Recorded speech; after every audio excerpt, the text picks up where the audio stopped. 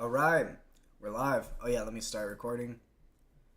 Bang. Well, I don't know that there's really much of a reason for me to record this, but we're going to do it anyways, and hope that everything works out.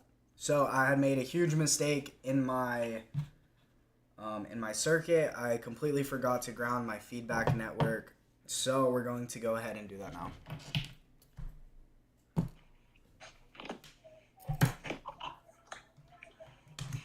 We got the oscilloscope ready to pull a measurement, and right here is my this is my inductor and my two yellow capacitors there, ceramic capacitors, and you can see that they are both connected at those two nodes. Well, they're both connected to a single node, yet that node itself is not grounded. So we're gonna put this in here, this jumper cable, and connect that to ground, and we're gonna see what happens. I could use something shorter than that.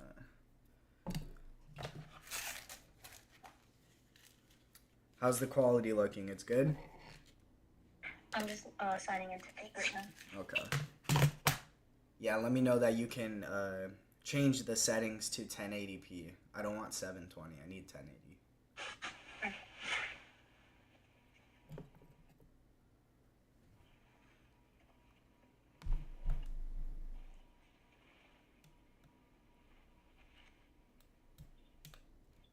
Bang, right there. And that looks good. Let me ensure that that is our ground. And that is our ground. Okay. I'm just going to fold them over here, and then we're going to move to the soldering station. Let me turn this bit on. Oh. That's super good. It's no time lag. No lag?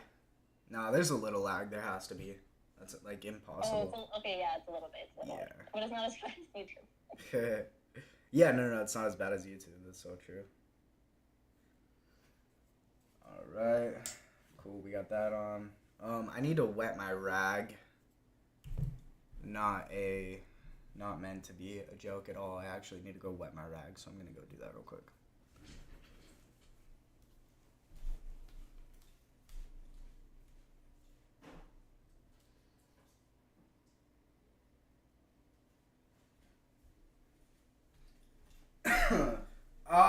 I really hope that's the problem. Therapy. Man, if I see this thing oscillate, I think I might just go over to my my fiance's house. You know what I mean? Might just call it a night and go over to the fiance, the old ball and chain. You know what I mean?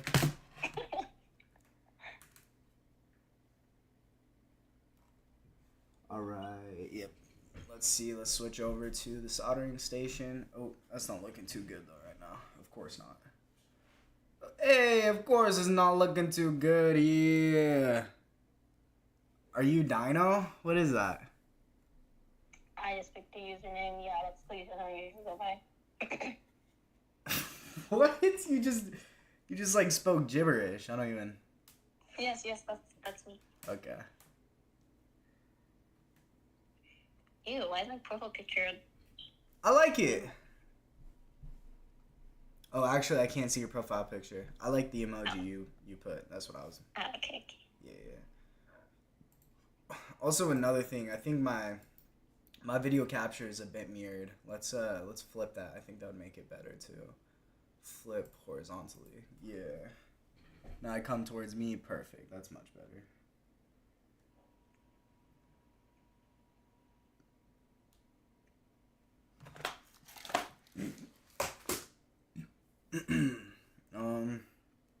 Damn.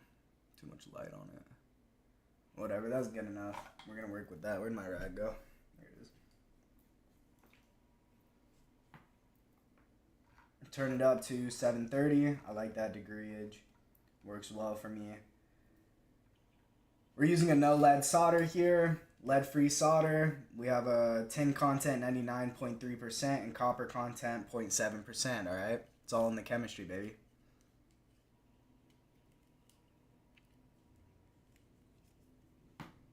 Alright, we're just gonna wet the tip.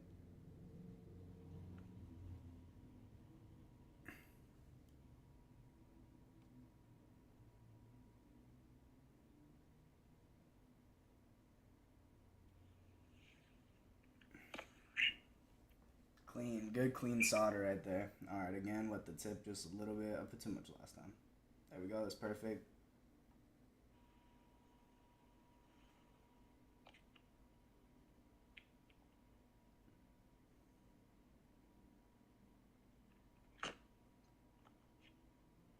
Ah, shit. Not it, not it.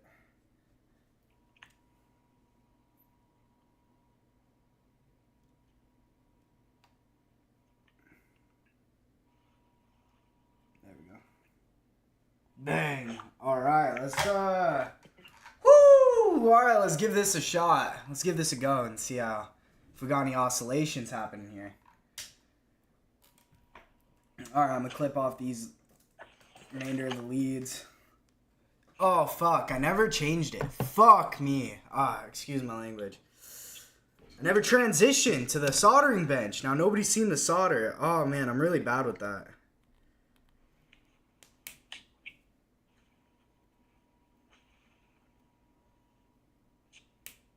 Fuck. Anyways. Okay.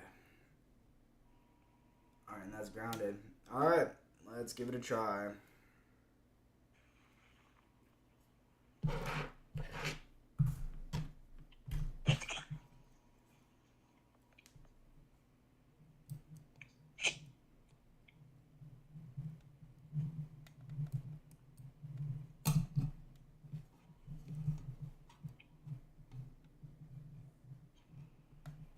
Alright, connected to our input. Should be good. Let's hook up our probes for our oscilloscope. Right here to this capacitor and to ground. This will work.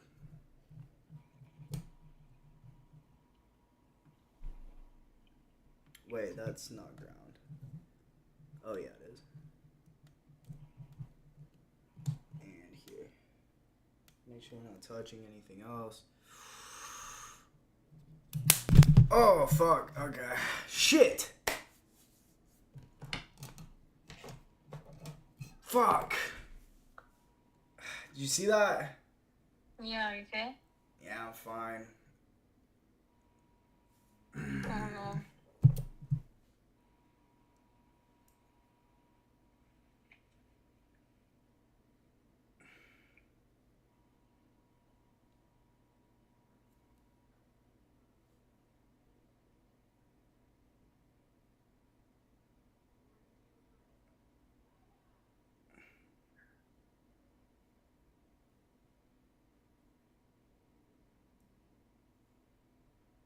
What even popped?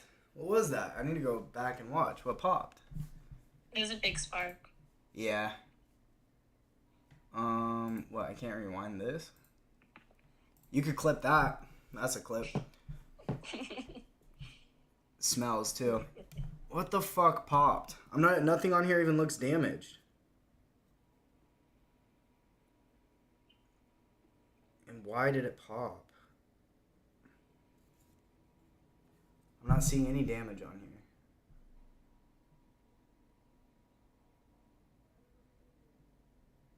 Right there looks really hot. What's that? Oh. No, it couldn't have been that. Why did that just happen? That's ground? What? Why did that happen? Transistor looks okay.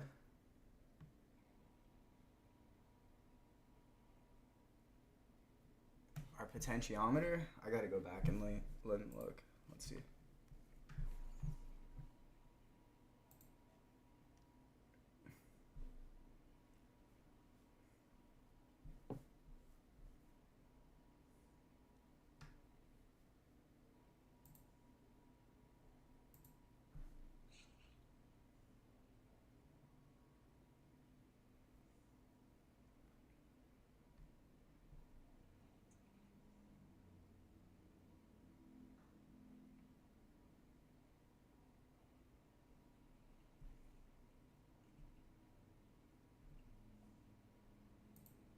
Oh. Oh. Oh, yeah. It was at the power supply. Here it is. That melted. And you can see it right here. It melted across there. Right here. See that? Well, that's good. It wasn't my oscillating circuit, but why the fuck did that happen? And good thing it wasn't the capacitor. That happened before, too. That's not the first time. Geez, look at that. Pretty messed up.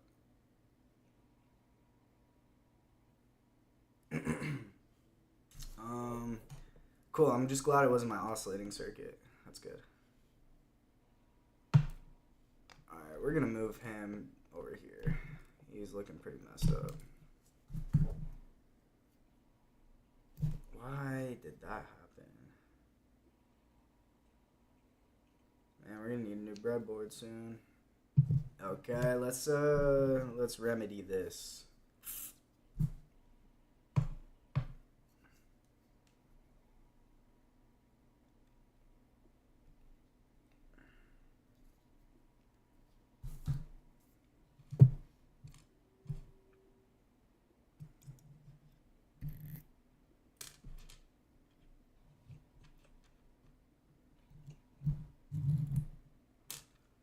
Alright, okay, that was that side. So let's get some new capacitors.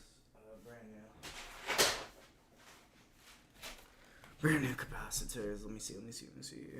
100 microfarads, 100 microfarads. Shit, it's hot up in here. There we go, 100 microfarads. What are you doing? What are you working on? Clipping. Are you? Yeah, I want to see if I can do it. Cool. Are you gonna clip that one? Mhm. Sick. Alright, let's try this again. What the heck happened there? I'm not sure if that was my breadboard that caused those issues or what that was, but let's go again.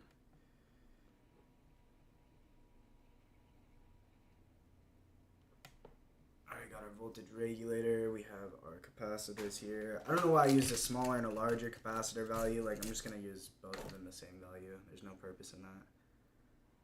So, there. Let's see if it blows up again.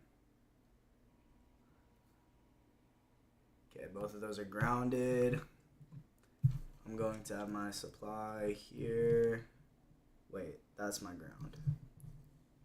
Grounded here. Bang. Doesn't want to go in there. And supply here. Bang. Perfect. That's looking okay. That looks okay.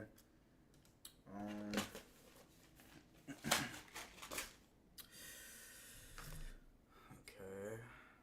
Negative. I mean, I should just be able to plug negative in here. What's the difference if that's connected? There and there, that's all grounded. Yeah, it's all the same. There. That's my positive.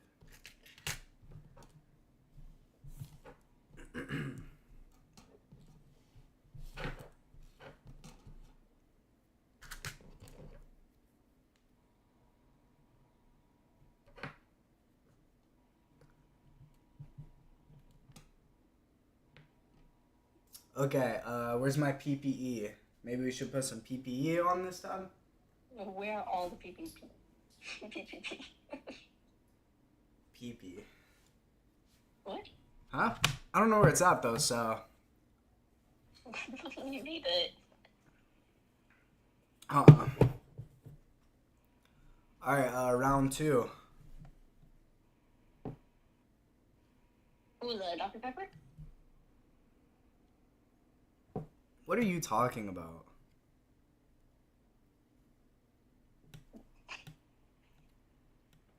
I'm just double checking all of my connections. Oh shit, okay. Alright, should we do it? Let's do it. Alright. Okay. Okay. Yeah, I turned it on already. Shit, nothing though? No oscillations? Oh no, maybe more is messed up than just that. Fuck. Alright, let's pull some measurements. Ugh, I don't even know how that happened. Wait, first. first. We have that connected there. That is what I want to measure. This is connected. Hopefully this isn't messed up. That's correct.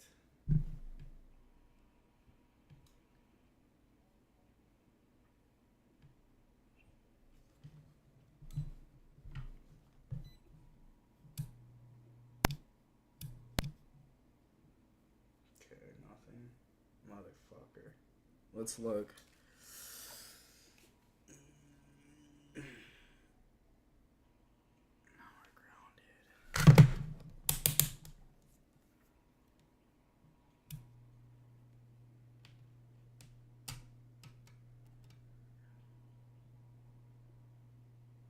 Can you see that? No, you can't. There. Yeah, I got 9 volts there. As I desire. Let's see.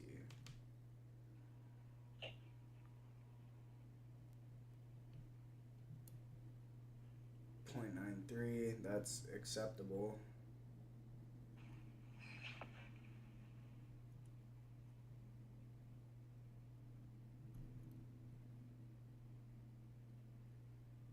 Nothing at my base.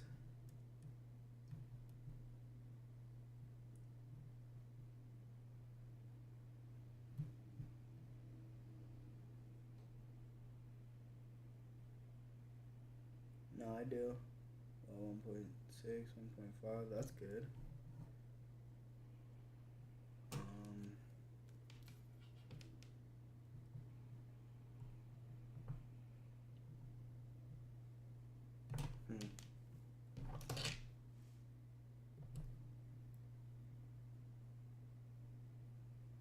Oh! Oh! Oh, we got it. Yeah, we got it. Oh my god, we do. Yes, you What was see it? It's just nothing. I just had to change the value of my potentiometer. My potentiometer was too low that I wasn't getting any gain. There, now we can increase the value. What's our maximum? Oh shit. We're up to 7 volts. Holy smokes. Look at how clean the wave is too. Wow, it is. Like that's you remember when I told you that it should be still? Like, wow. It's so still, and that's a pure, oh my god, that's a pure sine wave. Look at how it starts in the center like that. Wow. That's beautiful. It is fun. Isn't that beautiful? Are you kidding me? Yes! Oh, that feels so good. Look at that beautiful sine wave, ladies and gentlemen. We done did it. We done built the Colpitts oscillator. We currently have an output of 4 volts. Oh my goodness, that is just gorgeous. Let's turn it down a little bit. Now we got an output. Oh, getting a little noise going on. Getting a little noise. I don't like it. There, it settled. Output of 2.8 volts. Woo! We're operating at about 920 kilohertz. All right. Well, there we have a wow. Yeah. Soldered and everything. Look at that.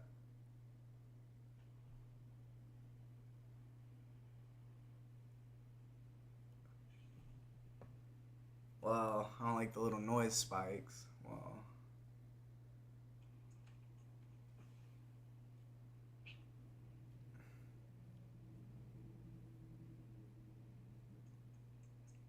Well, what do you think? I think it's super cool. Oh! It looks super clean. Super clean. You remember what I was getting before? Like, you can just go look at my the recent TikTok and see how much noise was riding on that wave. Look at how absolutely clean this sine wave is. Wow. Like, that's crazy. How you feel? I mean, it feels good. Like, it works. Yeah, the more that I increase the output, the more Mm-hmm. stable it becomes. Look at that. Holy smokes.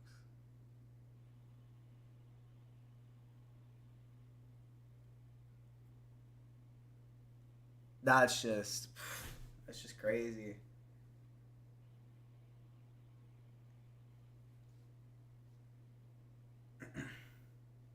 Wow.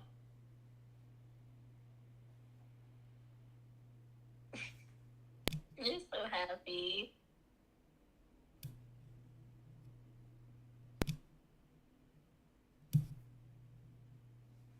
Well, I mean, imagine like this PCB board, like when you solder it, it's just, I mean, it's almost permanent. And like, imagine, you had done all that for nothing.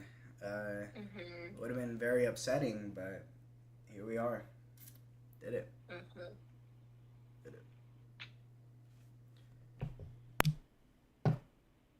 Oh, I mean, yeah, that essentially brings a conclusion to the Colpitts oscillator.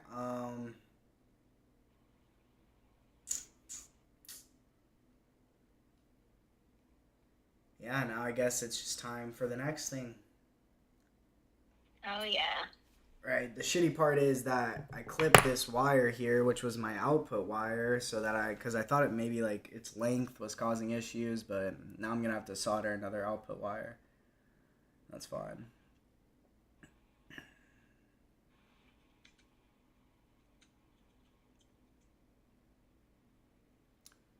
All right, super cool, super duper cool. Super duper.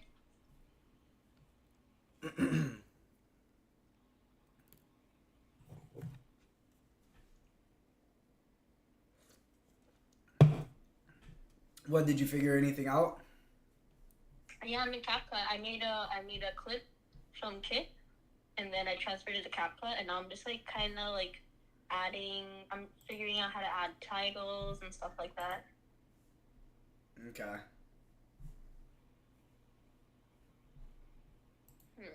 Cool. Well, we did it, guys. Figured out that my feedback network consisting of my LC Ting circuit wasn't grounded. So how stupid of me. But we done figured it out. And now we got oscillations. Look at that beautiful sine wave. I don't even want. I don't want to max it out, but I kind of want to also. We're up to 6 volts output. I think I still got some more room to go. I wonder. No clipping yet. It's still a beautiful sine wave, which I'm not really sure how that works, right? When I set the bias point of my transistor, my 2N3904, I set it so that approximately half of my supply voltage, which is 9 volts, so half of that being 4.5 volts, would be across my collector resistor. And this is kind of like what you use in order to set the limits of the swing of your signal, right? The limits of the swing of your output signal. And so for me to reach 6 volts with no clipping, I'm not really sure how that works, considering that my limit should be 4.5 volts. And then we should see some clipping, and the waveform should start looking a little more like square waves, right, with the clipping added. So I'm not really sure how we're capable of achieving this. I'm gonna have to do some research in regards to that, but we'll eventually figure that out. So, but gang, yeah, hell yeah. So I guess like the next thing to do now that we have this, this Colpitts oscillator is that we can go ahead and make a buffer stage, which is going to require us to bias a transistor into the saturation region where it's fully on or fully off, acting like a switch. And then we can run that into a Schmidt's trigger, which is it's a topology consisting of transistors, in a certain trace, in a certain topology. And so these transistors also too will be operating in saturation, fully on and fully off, but they're going to be operating on and off at at our frequency of 900 kilohertz, and so we can have a square wave waveform, square wave output, and then that we can do all sorts of things, right? This is like a clock signal, which is used in memory elements, and many sensing mechanisms, boost converter, etc., etc. Right, pulse width modulation. So that's pretty cool. Yep, that's pretty cool.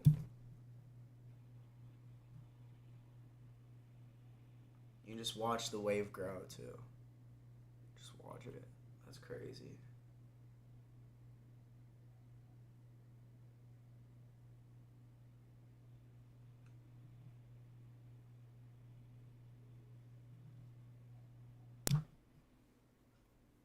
Beautiful.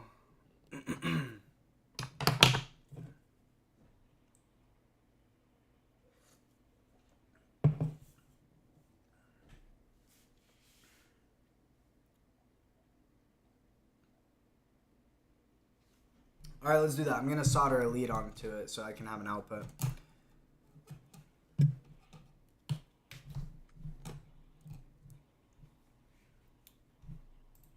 Move to the soldering station.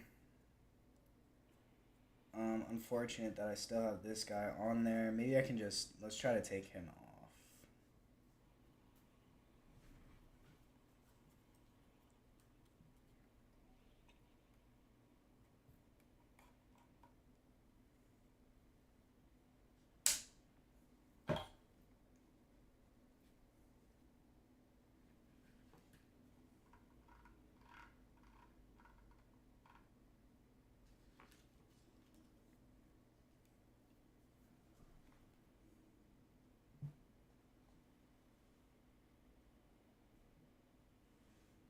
The second one down.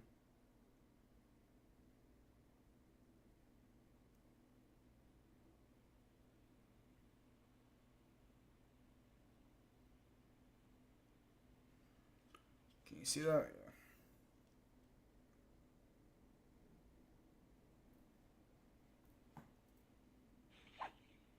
The angle's nice.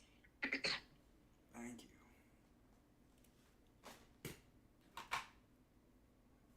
Shit, I gotta make sure I get the right one.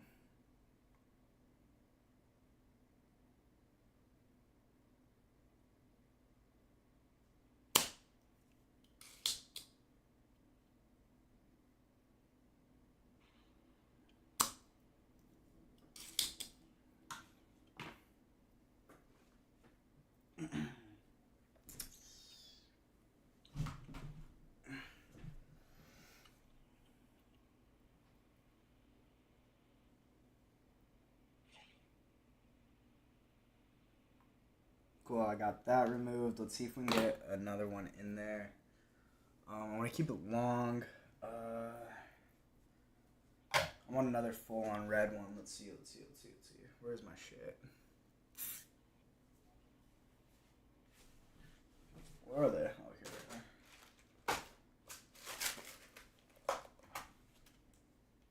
are. Oh no, I don't have any. I think this will be long enough. Yeah, it should be good.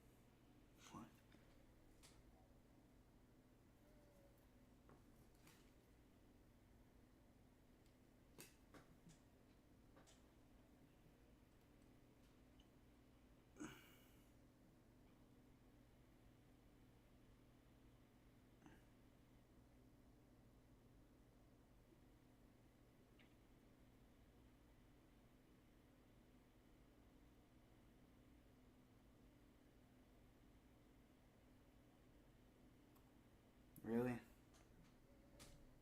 I don't know. It's not happening. Oh well. We'll just put it through a different hole. Whatever.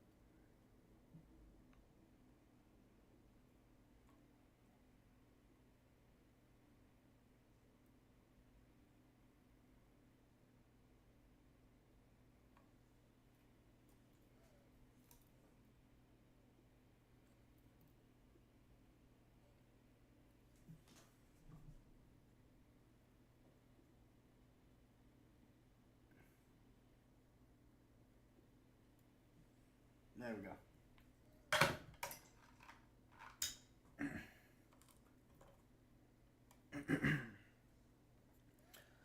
Alright, now we got an output wire. Fantastic. Output lead. Now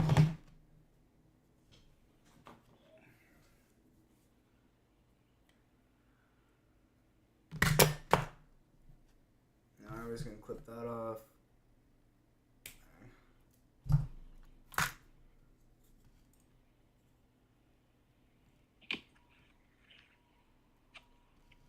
Alright, cool. Let's get a measurement from the lead. I want to see how that is affected. I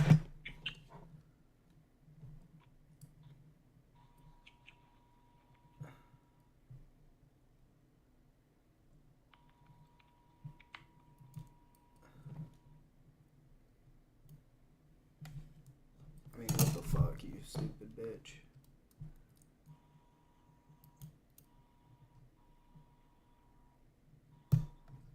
Incredible. Okay.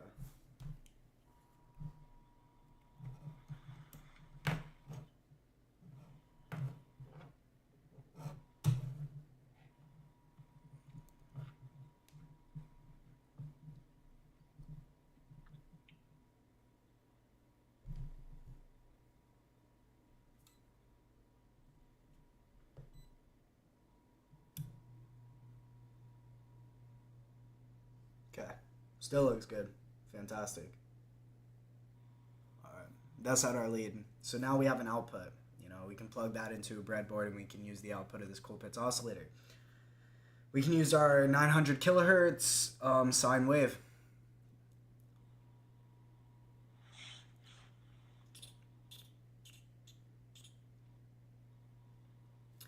And that is a frequency generator. You know, we could hook this up to a 9 volts battery and have direct DC conversion into 900 kilohertz AC, essentially. Yeah, and there's much that could be done with this, many practical applications that we will cover in due time.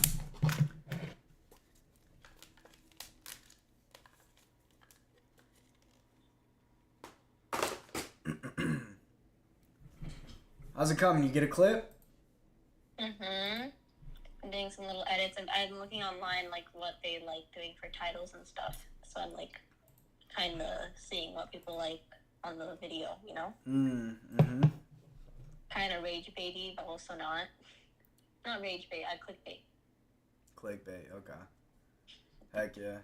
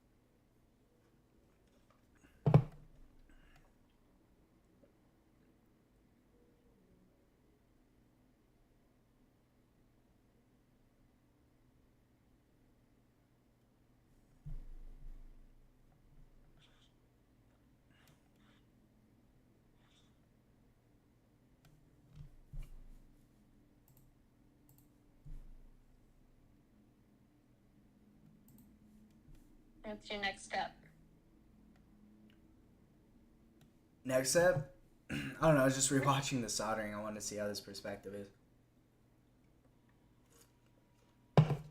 Next step, I mean, shoot, be like a whole new circuit now. Now onto brand new things. So, I mean,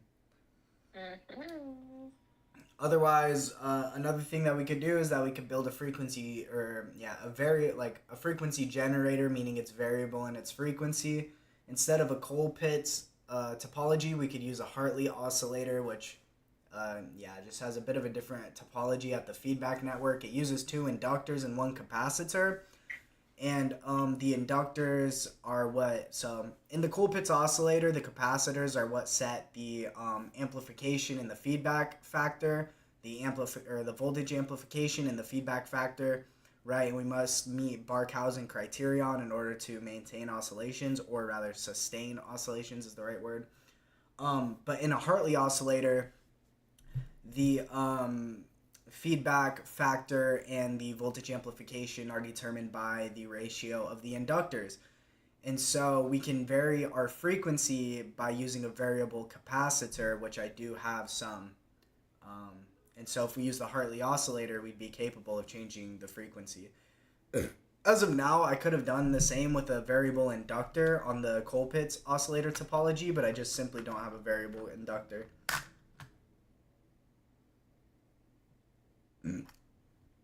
Right, so that's something we're definitely capable of doing. But really, I want to see some square waves.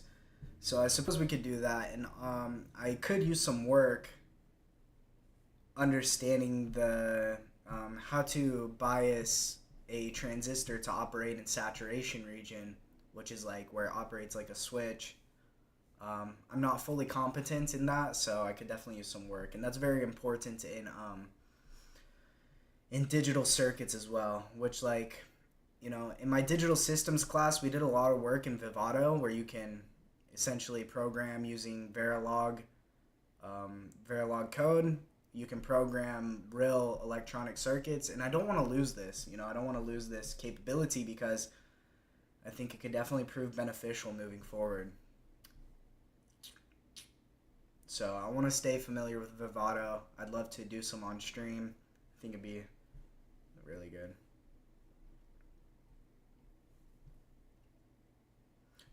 Are you like about to post it, or like where you at?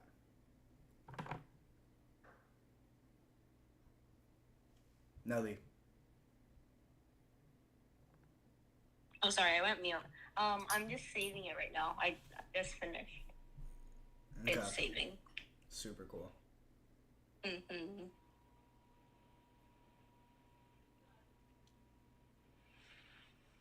Yeah, I'll send it to you. Okay.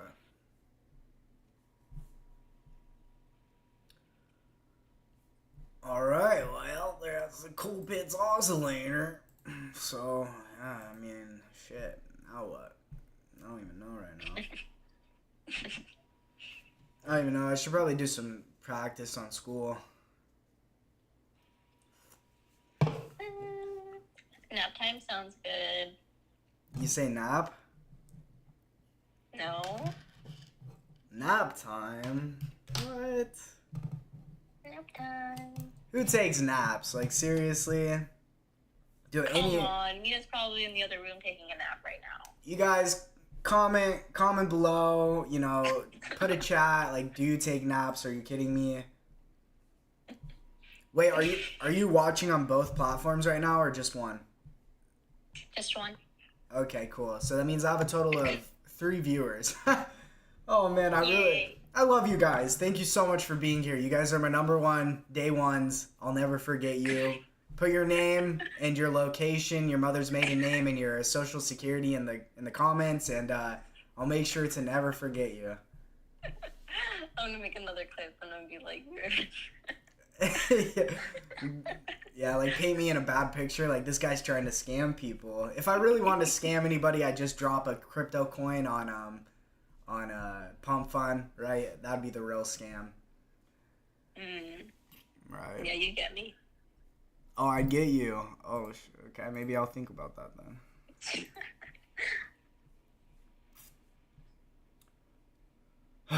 Okay.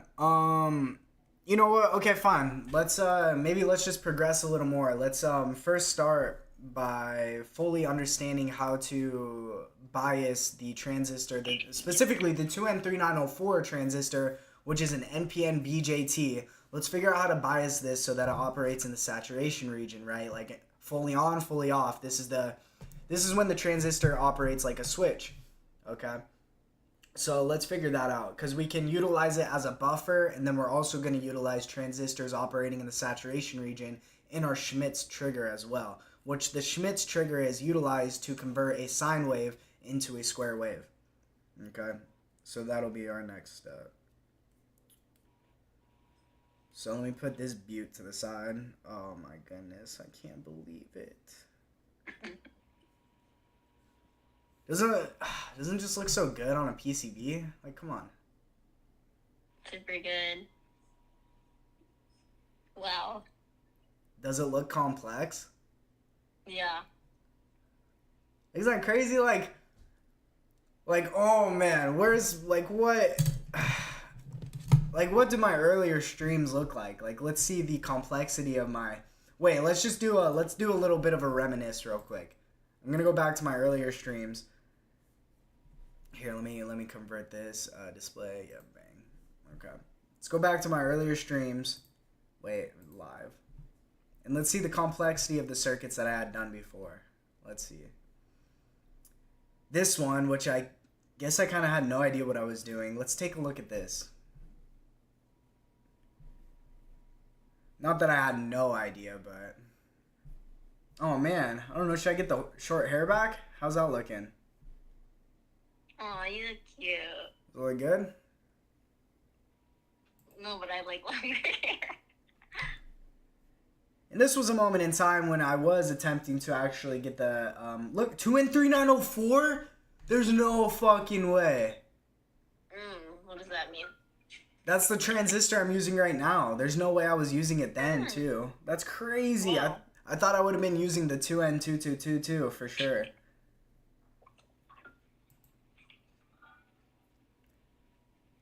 Oh, running it to a relay? Okay. This was when I was drawing on my Intuos pad before I had a desktop camera. But the desktop camera is much better because look at how shitty my drawing is. There's Corbin in the background. This is when I lived with him. Was this whole corner yours? Pretty much. He had his PC over here on the left, but like he never got on it, so. We had a big ass table too, and I built I built and welded the legs to this table. Wow. I think I was pissed off because I didn't like the way I drew it. Yeah, it seems so. I did yeah, that. definitely. Definitely.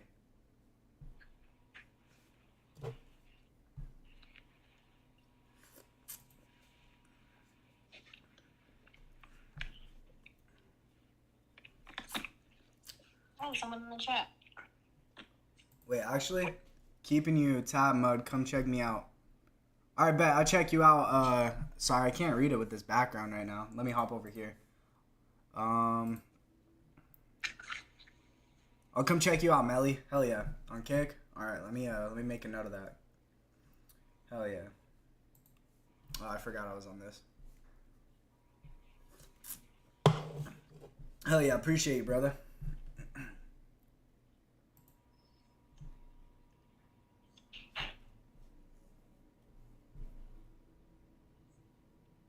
See, my method here was I was just simply like modeling the transistors as if they were short circuits. Yeah, that was the best I was doing at that time, which is not the good way to do it.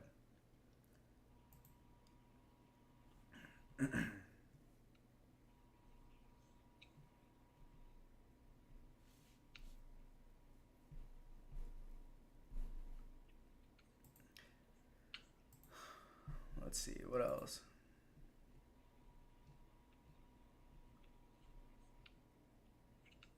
AC to DC converter, sure, physics and stuff. And then my 3D modeling, engineering in progress, learn physics, electromagnetic induction, bang. Let's see how complicated this build is. Oh, I must have not been like a full stream. Okay, I'm numbers guy. A number guy. IQ Max, build electronics. Here we go. This should be it. How long is this? Hour? Yeah, that's it.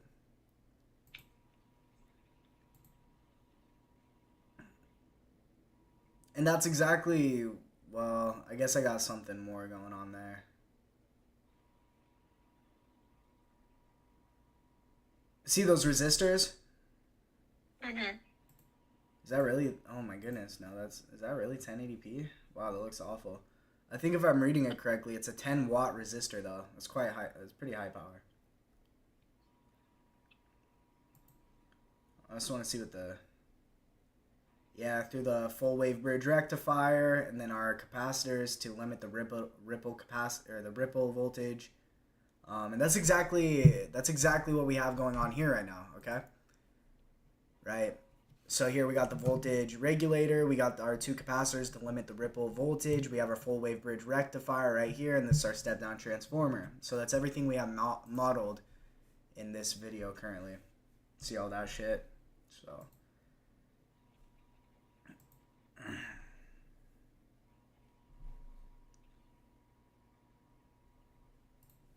Alright, super cool, super cool. Okay, so let's just simply ask how to bias the transistor, the we'll say NPN BJT, to operate in saturation. Whoa, can you read that?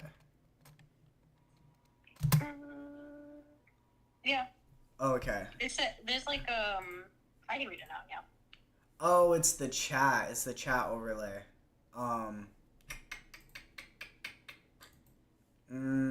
Yeah, that's fine. It's the chat overlay. Alright, let me switch this real quick. Let me go to Kick and see what Melly is talking about. See what this motherfucker is talking about.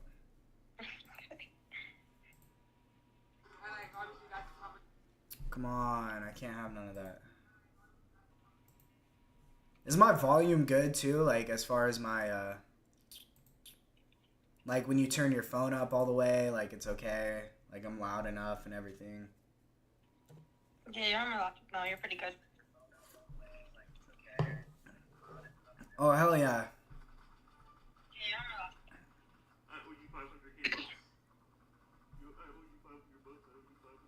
Hell yeah, Melly's on some Roblox. Alright, cool. He got 900 viewers though? Damn, I envy that. Damn, he got a lot of chatters too. Oh, brother, if this was... I gave him a follow. Hell yeah. I wish I could, maybe another time I'll give some subs. Hell yeah.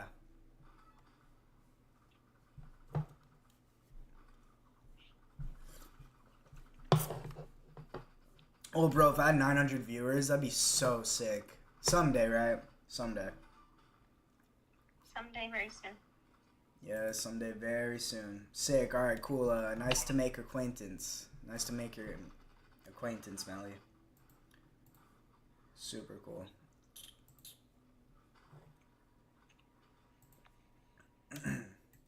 All right, back to the BJT, NPN BJT. All right, in saturation, ensure both the base emitter and base collector junctions are forward biased. Indeed. All right, so I'm gonna have to put this shit over to the side. You know, we should probably soon solder a full-on. Well, we could totally do that too. We should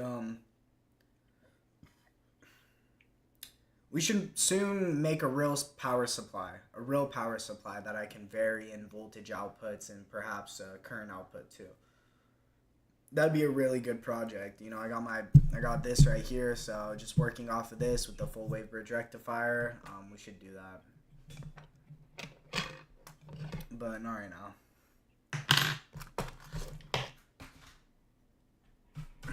Did you send me the clip or what's up? It's not letting me download it like regular. It's only letting me download it on TikToks, and I have to like log in, and I haven't logged in onto TikTok since 2020. Just make an account and you post it. I shouldn't post my own clips. Yeah, that's what I'm trying to do, and it's not letting me. Oh. Like the TikTok on desktop won't let me. What? But it's the only way I can transfer the CapCut video. For some reason, it only lets me transfer through posting on TikTok. Wait, there's no other method of sharing it? It's like I can't export it and download it onto my Mac. I have to share it through TikTok or YouTube. So I'm trying to get into TikTok and it's not working, so I'm just gonna make a new account, I guess. Right. Well, you don't want to post it on your own. Well, yeah, I just want to log in though. I don't actually know my login. Oh. Well, yeah. You should make a new account and call it like what are you gonna call it? BizLumen and 101. BizLumen fan. Wait, do something a little bit better. A little bit better. Give me something. Give me something. I'm trying to remember what some of those clippers are. Here, let me look at something real quick. Let's figure this out. I'm trying to remember. Yeah, I named like the title on the stream because you know how they have big bold titles on the stream to clickbait. Okay, yeah. I did like what did I do? Oh, I can't look at it right now, but I said something like BizLumen sparks his circuit board. It's not clickbait because you actually do it, but I want to see the clip. I know. Yo. Let me transfer it. Oh man, come on! I want to see. Okay, I'm signing up now. You have to give me a username. Because it did scare me. Like, I ain't gonna lie.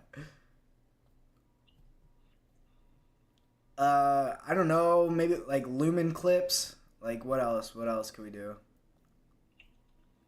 Lumen clips is pretty good. Username isn't available. Okay. Should I do BizLumen clips? I guess so. Okay, that one works. Okay. I'm trying to... Hold on, though. I just want to see some of the ones...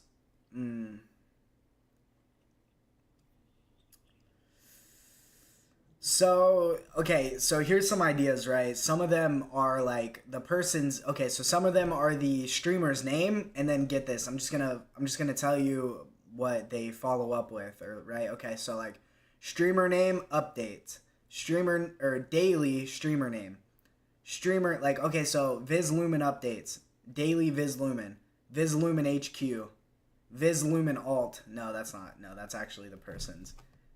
Maybe HQ. It looks like HQ works. I think BizLumen clips is better though, right? Yeah, that works too. Well, what do you think? Yeah, I like clips or HQ. Daily wouldn't make sense because it's not like you make daily videos sometimes, you know? Yeah, I know I'm inconsistent, okay? You don't have to point that out, but... Okay. Not like that, but sure. Yeah. I'll look at clips, and we can always change it. Yeah, no, I think that sounds pretty nice. I wish Lumen clips sounds really good. Yeah, but... Yeah. Okay.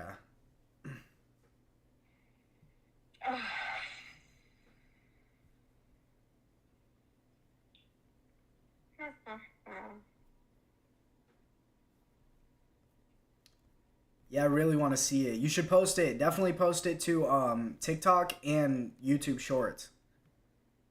Okay. Yeah, do both of those.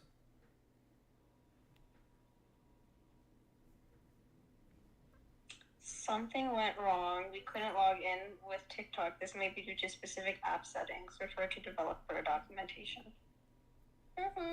Is it because I'm doing it on my Mac? But how else would I edit clips?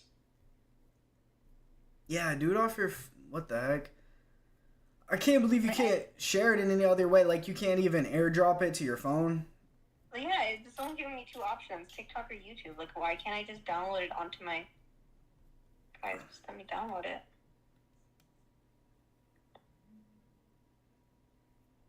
Huh. That is crazy. Maybe... Wait, actually, maybe I can just do all the edits on TikTok. That way... Because in CapCut, it's not like I did anything. I just made the... But you're right. Actually, let's try it that way then. I mean, yeah, I was thinking, like, if you want to do it on your computer, you would just have, like I have OBS Studio to record my display, right? Like I am currently on my stream. You know, you could either do that or, like, you could do screen record off your phone. I don't know that it's going to diminish the quality of the video that much. Like, you might lose a couple bits, you know what I mean? But, like, shouldn't be that crazy. Kick has a function of clipping. Oh, okay. So I use that function, but I'm going to transfer that clip to my phone and then make all the CapCut or whatever edits on here. I'm not going to do it on my laptop because that's not transferring. Dang, okay. Yo, I want to see it so bad. Dude. Okay. All right, I'm But gonna do you get want to? Oh, okay, never mind. what? Nothing. I was gonna show you pictures of Becky. Oh, yeah, I gotta see. I'll remove this stuff out of the way, and we're gonna work on some theory. So I'm gonna break the paper out.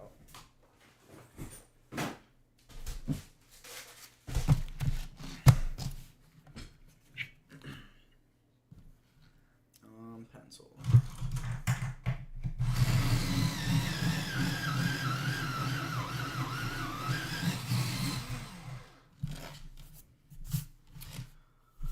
Okay, so we're essentially going to take the output of our oscillator, which we're just going to draw a black box, right? Our oscillator, and this is going to go to well, first to a buffer, which is going to be like this. Let me think. Oh, I need to change that. Okay, so, right, we're going to leave that open. We're going to look at a transistor buffer. And that's our output. So that's our input to the base, and that's our output. So it's going to look like that. So BCC. I got to keep this straight.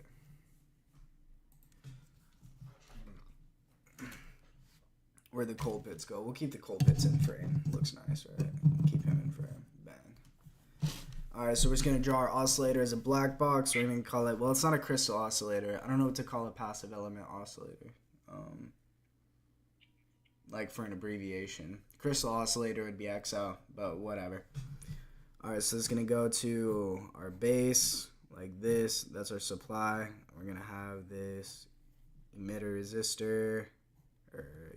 Emitter resistor, right? This is like that. We're going to take the output here. That's our output. Alright, so let's start with this. Let's start with the buffer stage, VCC. That's going to be probably our 9 volts. Maybe we'll have to step it down. RE, right? Our emitter resistance, bang. And then our ground right here. Okay. Alright, so that's our buffer. That's our buffer. Now let's see how to bias the transistor to operate in saturation. Let's come back here, do a little research. To bias an NPN BJT in saturation, ensure both the base emitter and base collector junctions are forward biased. The base current IB must be set high enough so the resulting collector current is strictly limited by the external load and supply voltage rather than the transistor's current gain. Okay. Base emitter junction forward bias with a typical voltage drop VB of about 0.7 volts. Indeed. So we're talking about this negative 0.7 volts approximately, right? We could do like 0.65. The exposure is a little high. Let me turn this down.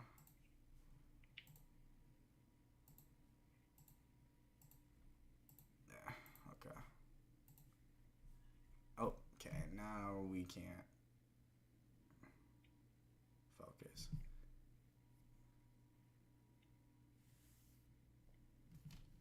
Okay, maybe zoom in a little bit. Holy smokes.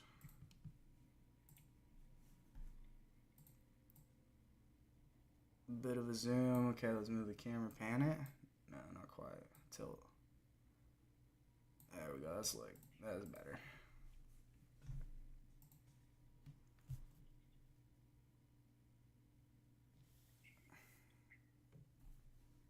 Is he gonna maintain? It keeps kind of blurring.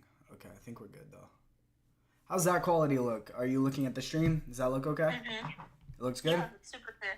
Okay, fantastic. Okay.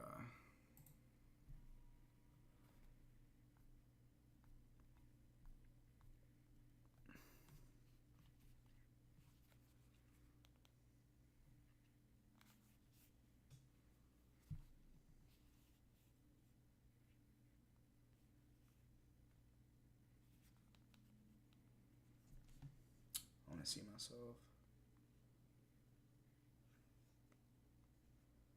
1080p, advanced 1080p. Fantastic.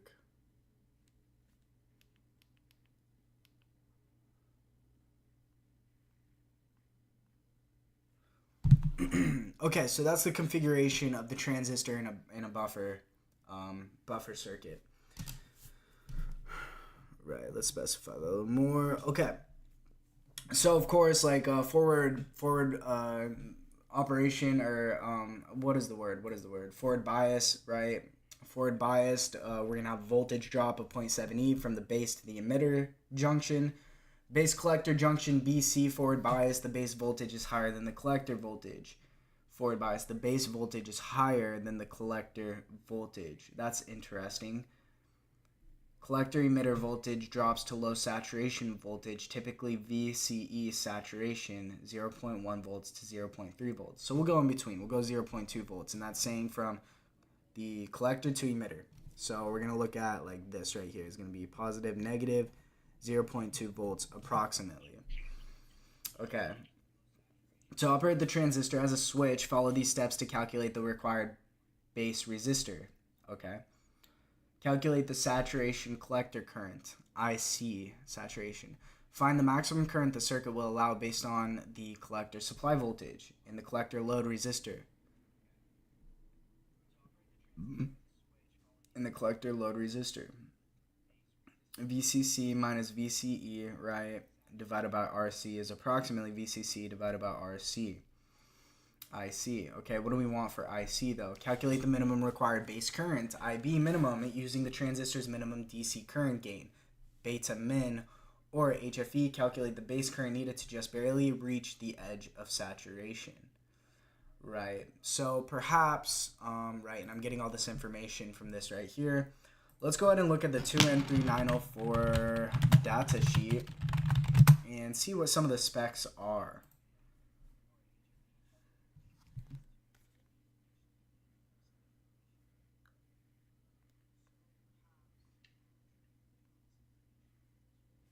Still nothing?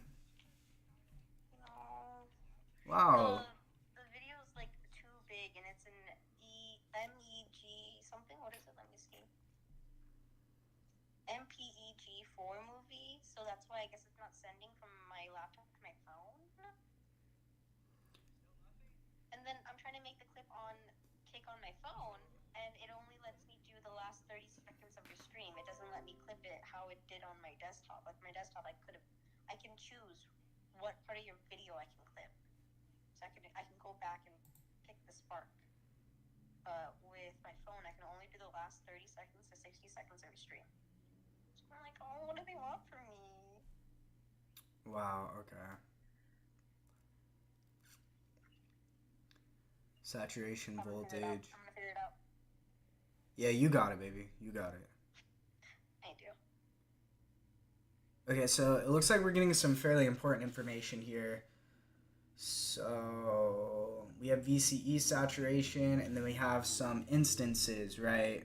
IC 10 milliamp DC, 1 milliamp DC. So that's a DC current gain of 10 if this is our scenario right here. Okay, so let's go ahead and okay, so let's bias it to operate as specified here. Yeah, I think that's going to be best. Okay.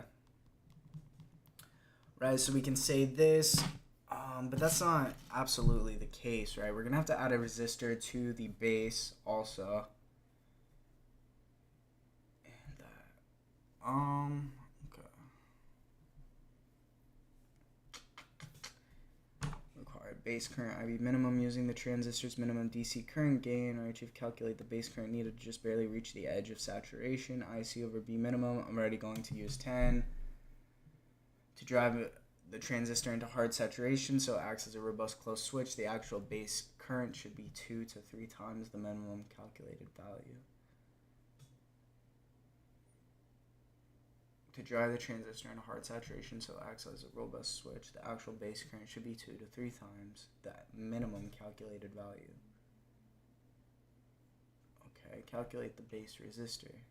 Determine the resistor value needed to supply this base current from a control or bias voltage source Vn divided by IB driven.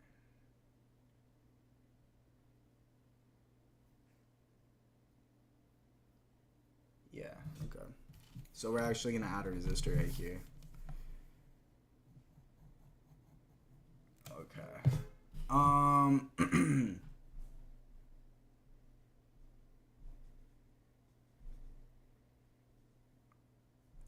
Hell yeah, brother. Hell yeah, Melly.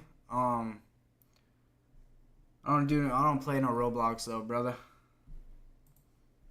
Let me here. Let me hop over. Let's see what's happening. Oh no, my VPN is not gonna let me get on Kick now. I did it on my phone.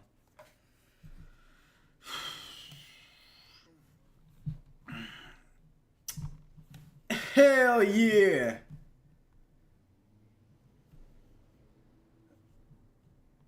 They talking about gang wars in Roblox. I used to play Bed Wars in Minecraft. Roblox had Bed Wars too, I think. Not Bed Wars, it was called something else actually. Oh, I used to play old Roblox, not the new ones.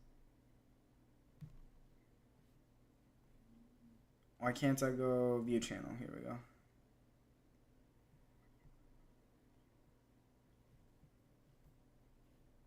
You live right now? Yeah.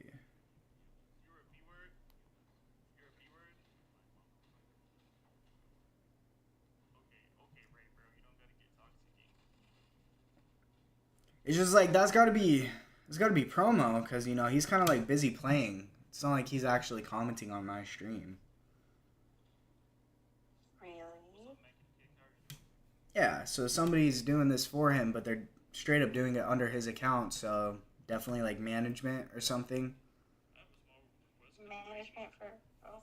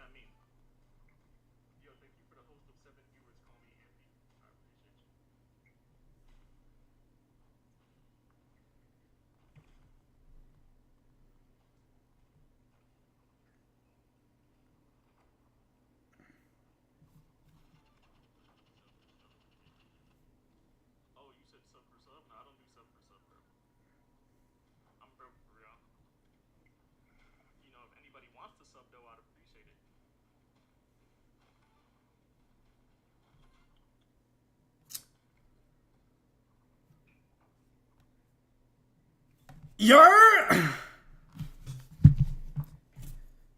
Alright, okay.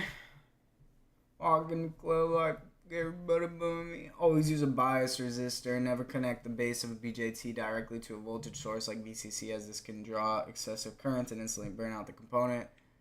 When choosing the minimum gain, always look at the transistor's data sheet, as beta varies significantly between individual components. Well, it looks like we're going to use a beta of 10. We're going to use a collector current of 10 milliamps. We're going to use a base current of 1 milliamp. Wait. Yeah, no, that should work. Right, in our VCC, we have an output voltage of, well, we have a range. So we could set it for like, we have a really great stability at 4 volts output. So I suppose we can assume this. So we can assume, right, and that's what we want here, right? Vn minus Vbe. So we can assume Vn equals 4 volts. Let's do that. We can VCC equals 9 volts. Although perhaps we want to use a voltage divider, because do I really want to input 9 volts into the collector of my transistor? Perhaps. No. No, I feel like that's that's probably not good, right? I feel like that's probably not the right thing to do. Let's see what would set this. VCE divided by RC. VCC.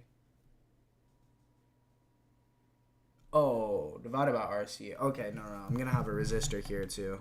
Why did the drawing look like that? I have a resistor here too, and then I also have an emitter resistor. That drawing was a little shallow, to be honest with you. Oh, I guess not necessarily. Okay. To operate as a buffer, basic buffers. Why do none of these, like only this one? Why are they all lacking collector resistors? Images, transistor buffer. That's the load. RE output voltage. My load will be across RE VCC.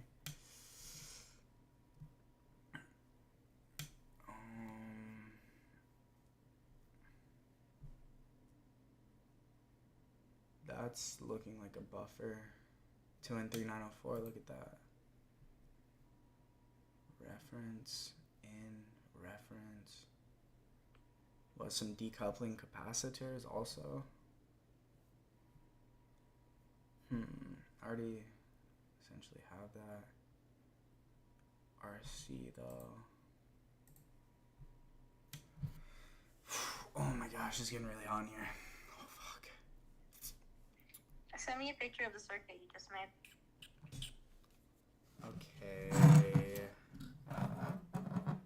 Alright, I guess I can do that. Okay. What, portrait or landscape? Do whatever. I'm gonna use that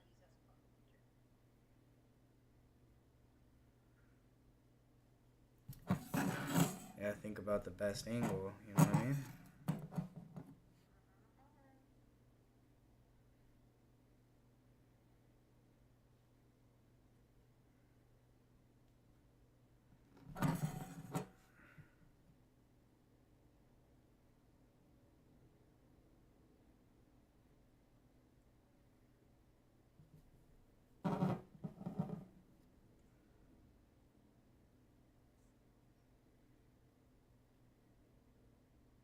I don't think that's a very good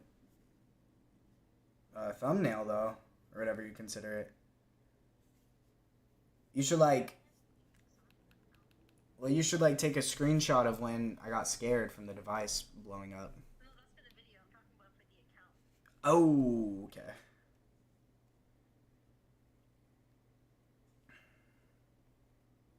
Oh, are you talking about the video I sent? Yeah. That's when it starts. Oh, you sent me one. Oh, I didn't even know. Oh, hey, that looks nice. Okay.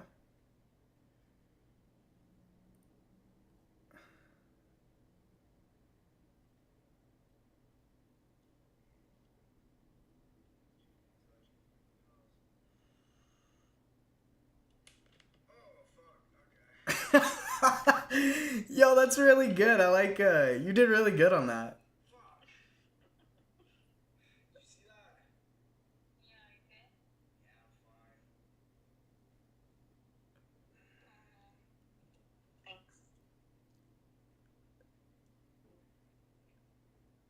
Thanks.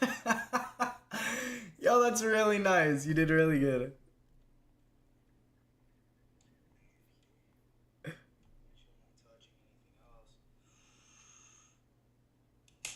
Oh, fuck. Okay.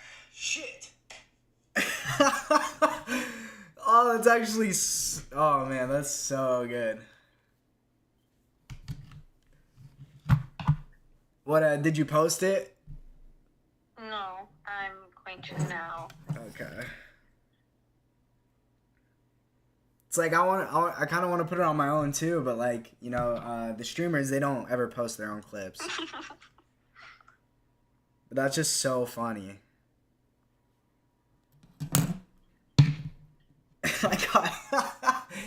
I got so scared too. Like, that's the genuine reaction just makes it so much better.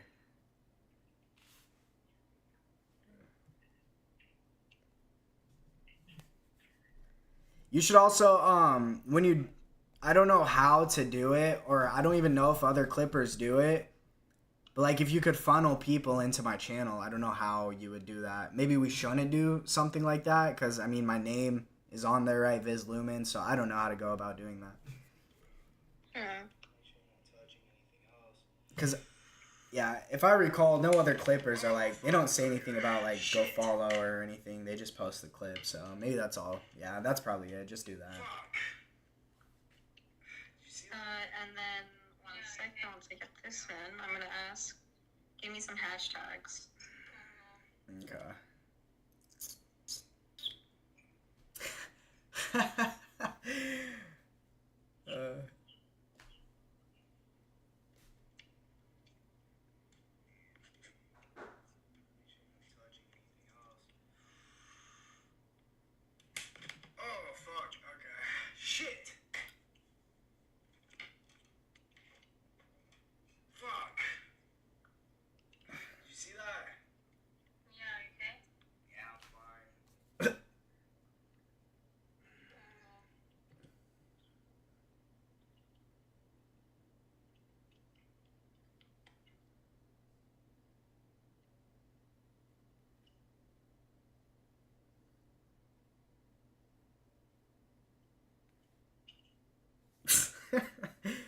Hey, you're really good at this.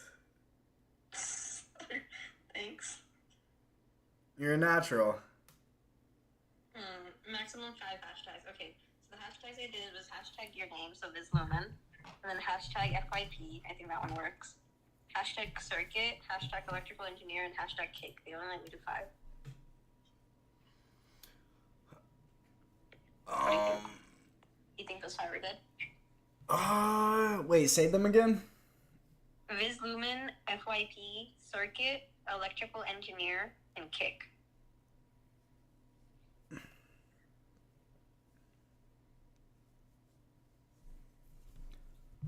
That's on TikTok. Yeah. What'd you do? You asked AI? No, these are just things I think. So Cake has like 3.5 million. VizLumen doesn't have anything, like, as in like, because hashtags are what comes on people's for you page, like, But like that is your name, so maybe I should make a hashtag with it. Huh, you think? Okay. I kind of like it, but yeah, there's nothing. Sure, do it. Send it. Sure. Okay. Are you gonna post on? Oh, are you gonna make a YouTube channel too for YouTube Shorts? Yeah, I can do that too. Okay. Unless I don't know. Unless you can like do it from TikTok. Maybe not though. Share to. No, it only lets me do Facebook Messenger, WhatsApp. Okay.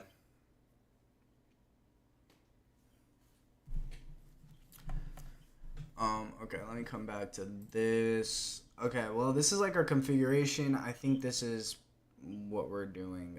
If I remember, should I know that? Or maybe not. RMS value. Maybe we should calculate an RMS value because the 4 volts I'm measuring is peak to peak.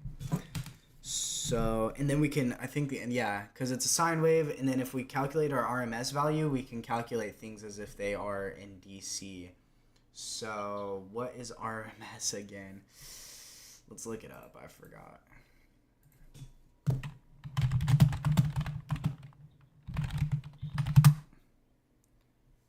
Not what is it, but formula for it. V peak divided by square root of 2.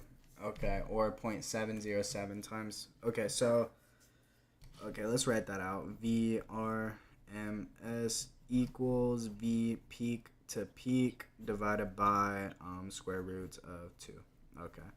And so if we have approximately 4 volts divided by square root of 2, this equals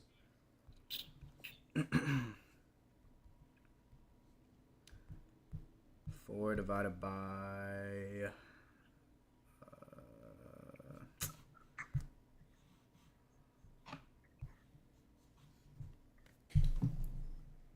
4. Can you even see that? Not really. Oh, great. Divided by square roots of 2. Okay, 2.82. That's plenty. 2.828. That's good. Volts. Okay, that's our RMS value. So now we can, I think, continue forward calculating things kind of in like from a DC perspective. So doing that, we know that 2.828 volts, 2.828 divided, minus, right? So this minus 0.7 volts, that'd be to ground, divided by divided by IB, our base current, equals our base resistor. Okay, so that's going to give us that value. We also know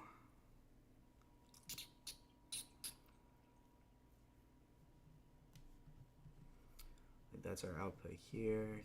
So if that was we had something like this. Yeah, so it's going to be like it's a source.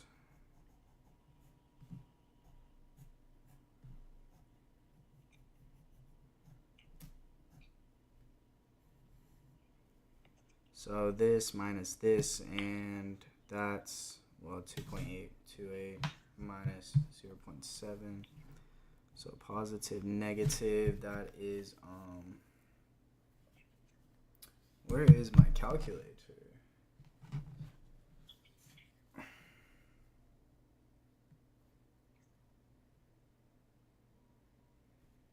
It's just gonna literally be, 2.128. Oh, I put it over here. 2.128. Should be around there. Volts. Right. Okay, we have this resistor. RC. Wait, I'm not going to label that. VCC. This is 9 volts.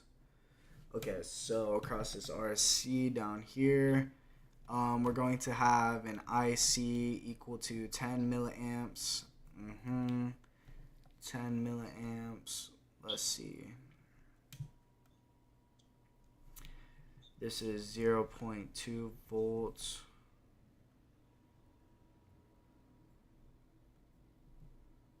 And then RE. And then RE. Oh my gosh. I keep forgetting to transition. Holy shit.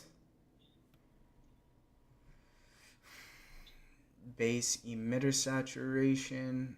Base emitter. Collector emitter. 0.2, 0.3. Right.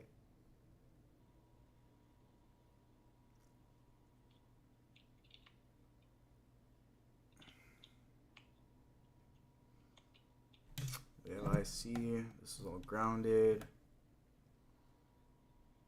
And then we're going to take the output from here. Right, so V out. Okay, so we can say that. So now 9 minus 10E negative 3 RC minus 0.2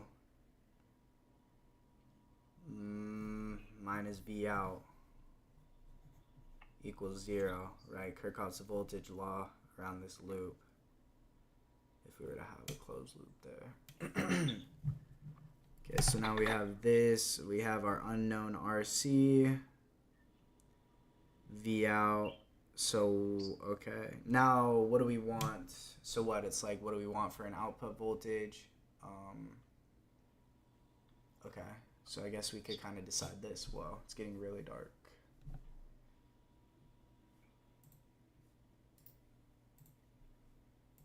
Let's turn the exposure up a bit.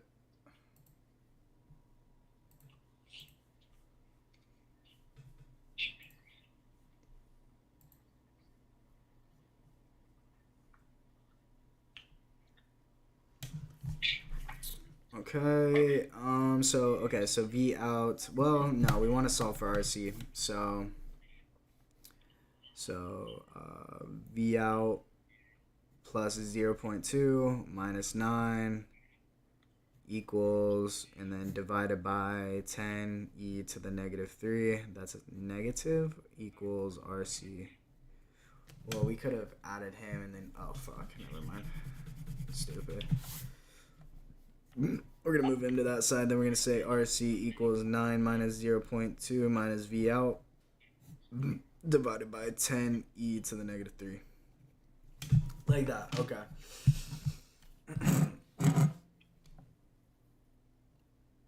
I think so. So now 9 minus 0.2 minus, what is our desired output voltage? Desired output voltage. And what we currently have 2.128 volts in. Let's try 3 volts. Is that possible? It should be possible. 3 volts. 5.8 divided by 10 e to the negative. Whoops. To the negative.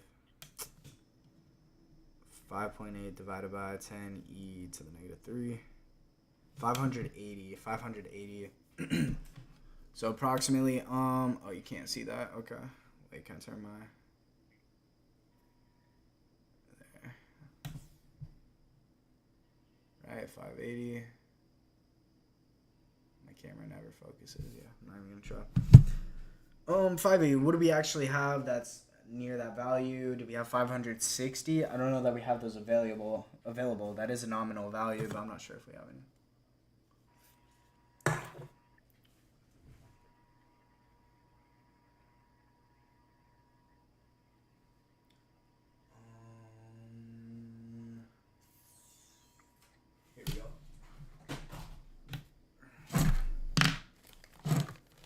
See, we got in here? 22, 15K. Let's see, 470. That's a good contender. 470, 47.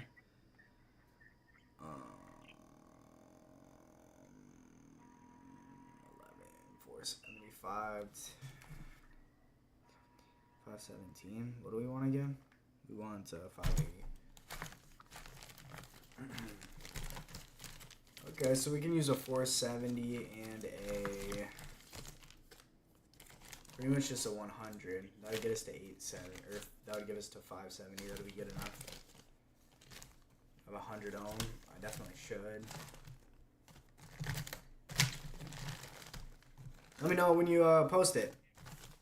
I did it on TikTok. It's just for the YouTube short. Since it's a horizontal video, like a landscape video, it's not like letting me do the whole video, if that makes sense. Like it's letting me do like only like a very zoomed in vertical portion of the video. But TikTok didn't do that for me. No, that can't be. Am I doing it wrong? I guess. Oh man, is that really the property? Can't you can you still do it with borders? Like it's still in portrait mode, but you have like black borders on top and bottom? Like is that possible? It's not letting me do any of that. It's literally like drag to adjust the video, and it's like me dragging left and right and picking which part of the video to choose from.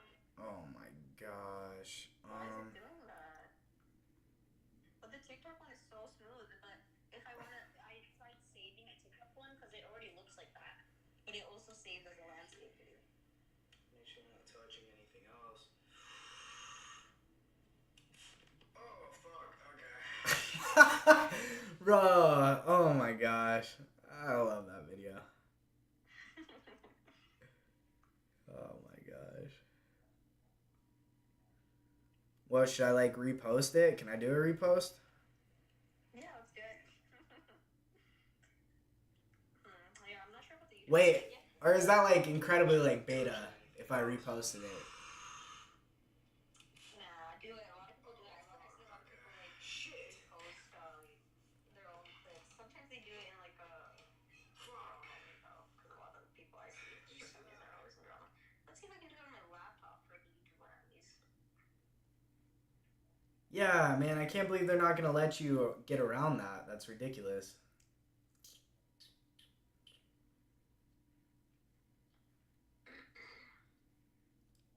I reposted it, right? Where do reposts show up? Oh, no videos reposted. Oh, I must not have. Let me try again. What the heck? You should have a section in your own channel that has your reposts. Okay, I got it.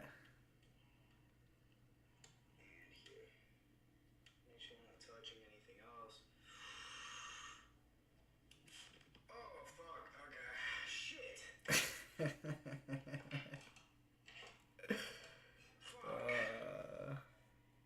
you see that?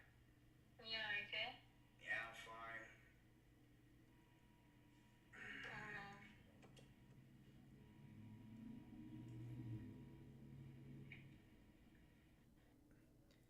You can get a couple clips out of that, that one stream too. I don't know, maybe when it's working, I don't know. Or maybe none of that's very good. We can try it once I get all of this done. Okay. I'll give you clips. Okay, super cool. Thanks, my little clipper princess. Super cool. Super cool. And here. Make sure I'm not touching anything else. Oh, fuck. Okay. Shit.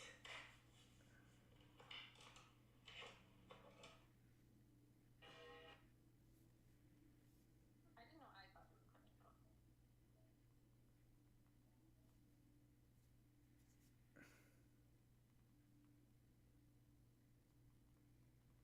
No, it's okay. It's actually not bad at all. It's kind of get kind of well-rounded, people are like, oh, who's this nerd? And then they hear a hot girl's voice and they're like, oh shit, maybe he's not such a nerd. So it kind of weighs out,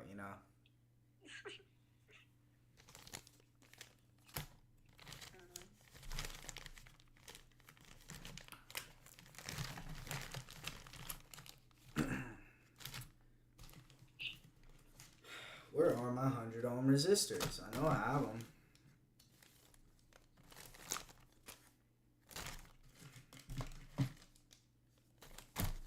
They are hiding somewhere. Shit. What about these? What does it look like? I have a resistor code right here. Let's take a gander. Maybe I can siphon through all my miscellaneous ones and find it. So it's gonna look like brown, black. Yeah, brown, black, red. No, 10, 10. Brown, black, brown. Really? Brown, black, brown? Something like that. See if we can get this on. Oof. Whoa, too much exposure. Oh no. Too much exposure. Hold on, everybody. Configure video. Well, come on. Here we go. That's good. Apply. Okay. Okay. What about me? I got too much exposure too. Let's see. Configure video. Exposure. Turn it down. Just one. Bang. That's perfect. Okay.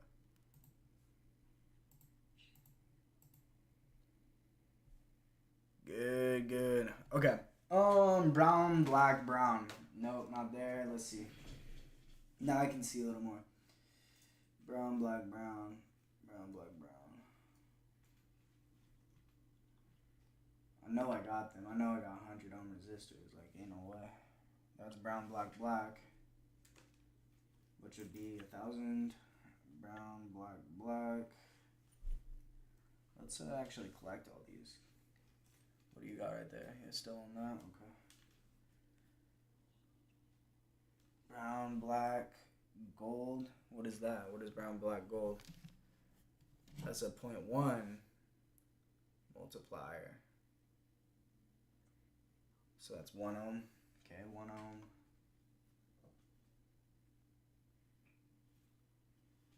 What the hell is this? Something to do with 4-7. Nope, nope.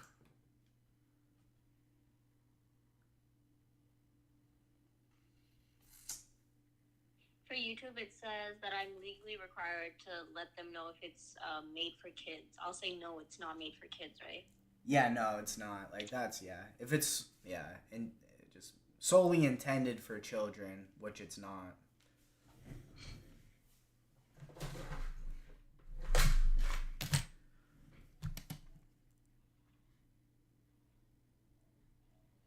Ooh, I think I found one. Yep, that's totally it. And then we can even test it and verify whether it is 100 ohms with the multimeter, which is right here. Pull that Mo Trucker out and let's do a little test.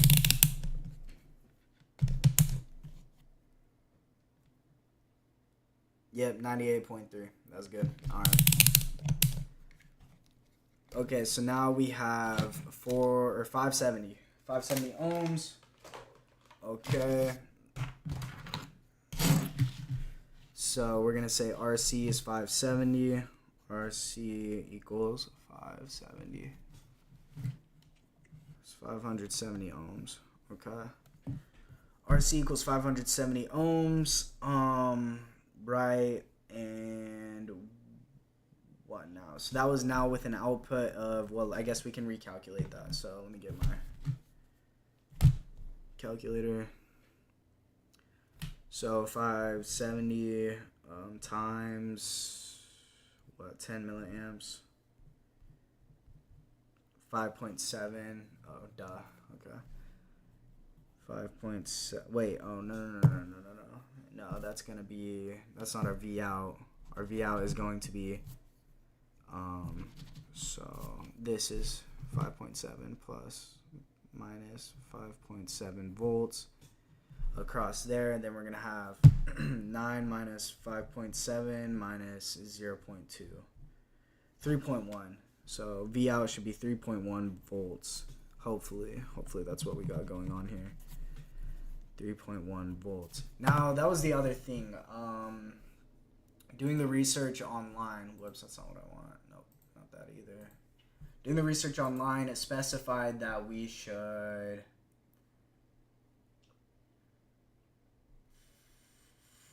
IB should actually be set so that it's 3 times our IB minimum. So if we want a minimum value of 1 milliamp 3 times, so 3 milliamps. So we should strive to have IB be 3 milliamps. This is going to change. Wait, so change some things? Not necessarily.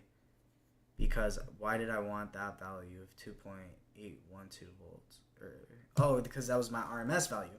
So therefore, if we want to solve for RB, we're going to have 2.128 divided by 3 milliamps equals 709. Now, what do I have close to that value? Maybe a 680. That would be ideal. Let's see. That would give us more current. I have a 10 ohm, 680, 68. Are you getting it figured out, sweetheart? So I posted on YouTube, but it like automatically doesn't post as a short. It posts as a whole video because I don't meet the requirement to be vertical. So it doesn't do it for me. I have to make my video vertical. Send it. So do you have the video now? Can you send it to me?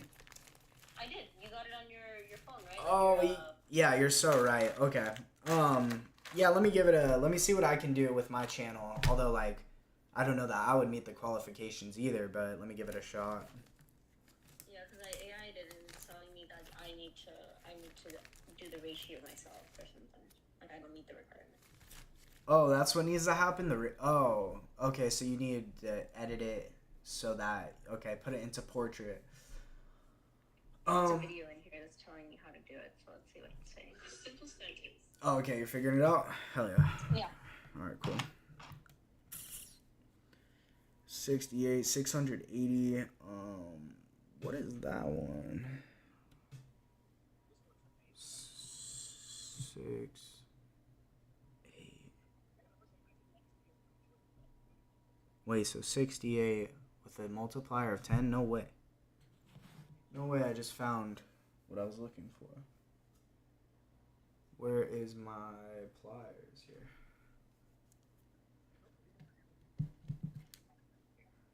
This is definitely from an old circuit, though. Oh, man, is this going to fit? Oh, look at how short these leads are. This is definitely 680, though. Let's double check with the multimeter.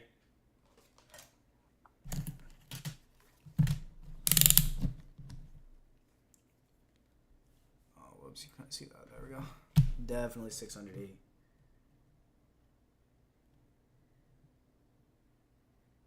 Yeah, 680.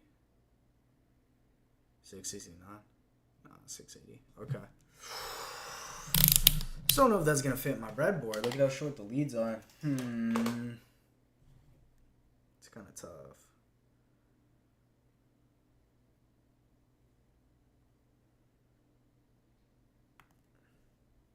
Maybe I could solder a little more on it. I think that would be possible.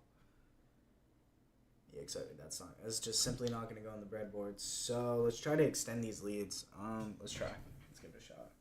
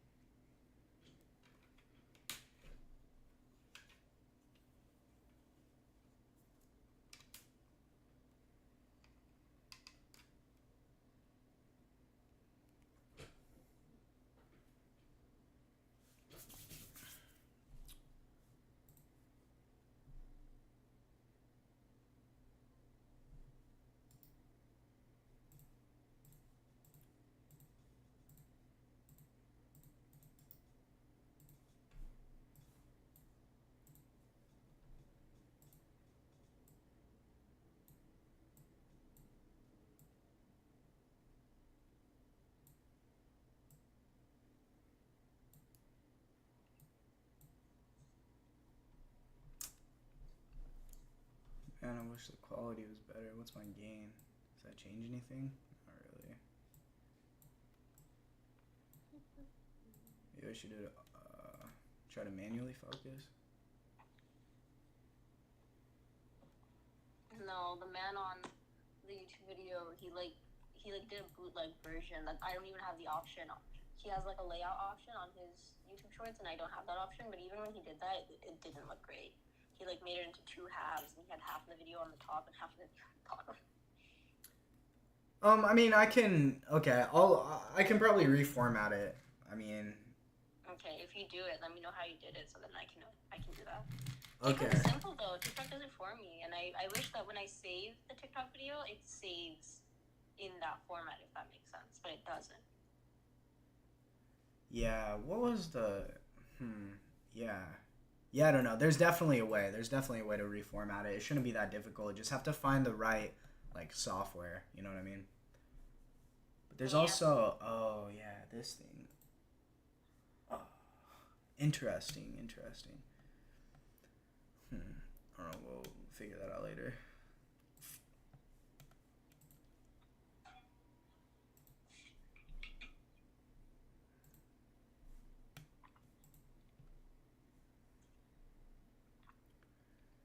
Yeah, dang. Sorry, this quality is just so bad. I gotta figure that out.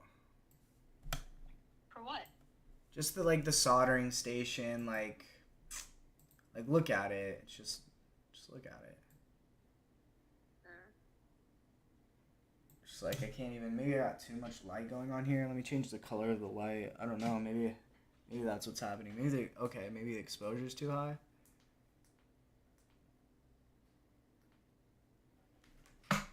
Maybe that's what's happening. Let me turn the exposure down then.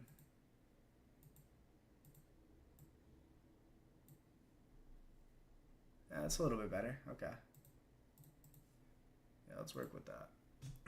Let the light in from your side, the light from the window. Oh, from behind me? Yeah, like the side window. It's not gonna. There's really not much light out there. Oh, okay. Yeah, like I don't think it's gonna change anything.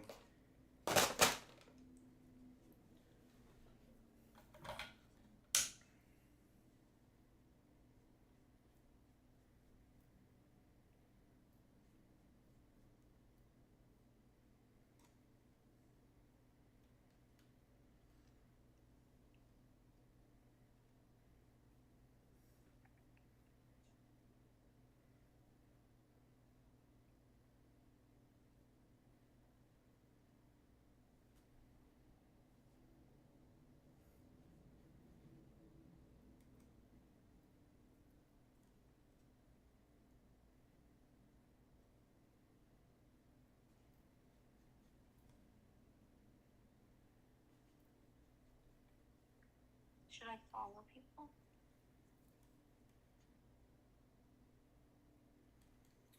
It's probably not a bad idea. I just don't even know, like who.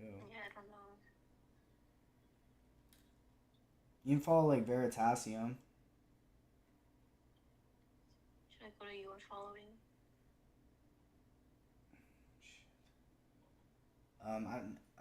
I don't think that I'm following him. Look up Veritasium. You can look up Backyard Scientist. You can look up Integra. You can look up Electro Boom.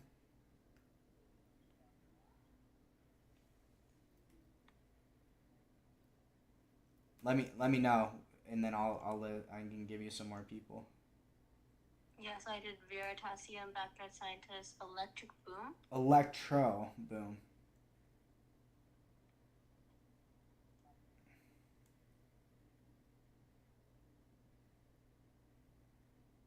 Electro Boom guy. Oh my god, I used to watch him in middle school. Yeah, he's a classic guy.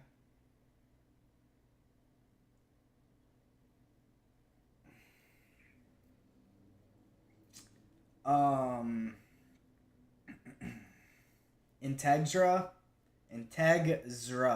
I'm pretty sure that's how you say it.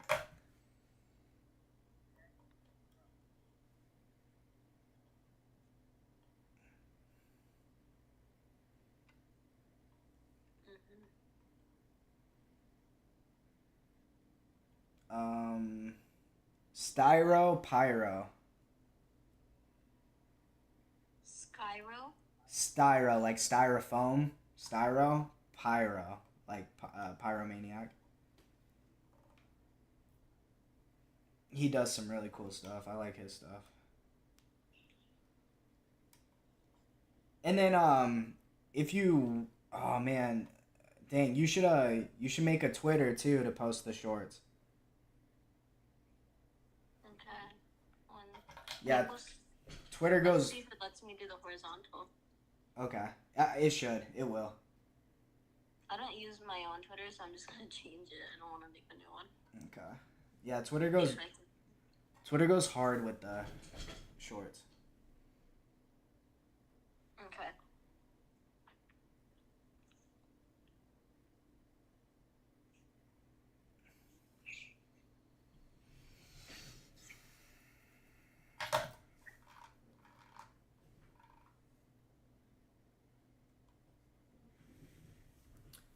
Okay, so now we've extended these leads. I got them soldered. Hopefully that looked.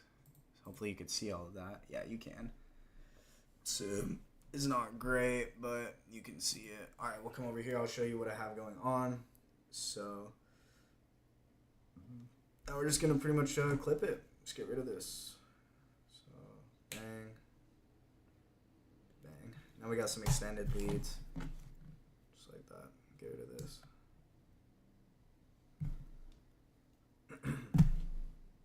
All right, now we got a 680 ohm resistor. Okay, so let's start filling up let's start filling this up.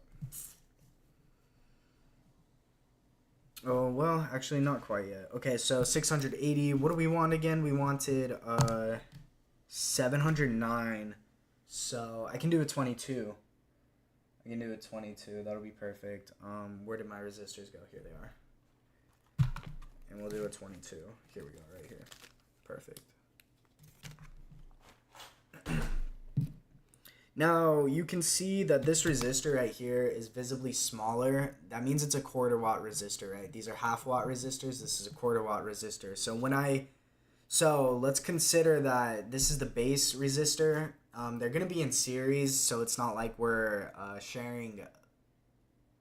not sharing current between them, but we have a bit of a voltage divider going on, but a majority of the voltage will be across the larger capacitor, larger resistor, which is our 680 ohm. So let's go ahead and consider that we're going to have 2.128 volts across that resistor, and we're going to have 3 milliamps flowing through it.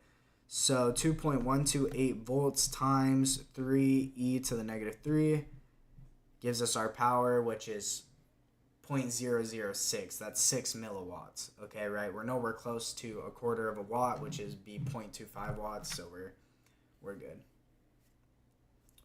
Plenty good. Okay, got that. Maybe I can find a miscellaneous one in here because I don't want to use up any more of those, take any more out of the package. I'm already seeing one. Nope. No? That's black. Red, black. No? Red.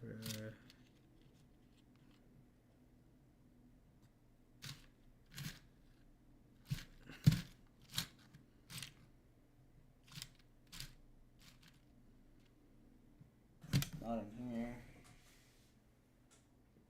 Here we go. Red, black. That's it. Cool. 22. Okay. Okay. What are some good hashtags for Twitter? For Twitter, ask AI. I really couldn't tell you.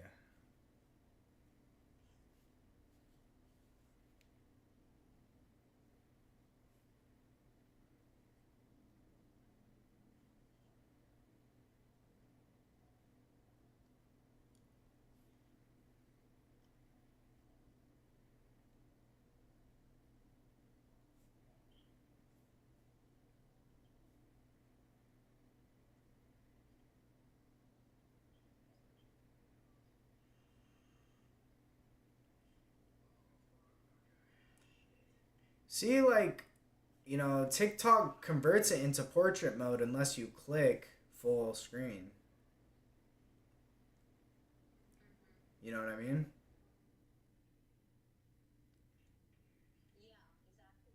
So even if I download it from TikTok, it's technically not in portrait mode. Like it is a landscape video. They just have it kind of set like that where it works. So when Mm, I try to move it to YouTube, it doesn't even work. Yeah, okay. Should I tag you?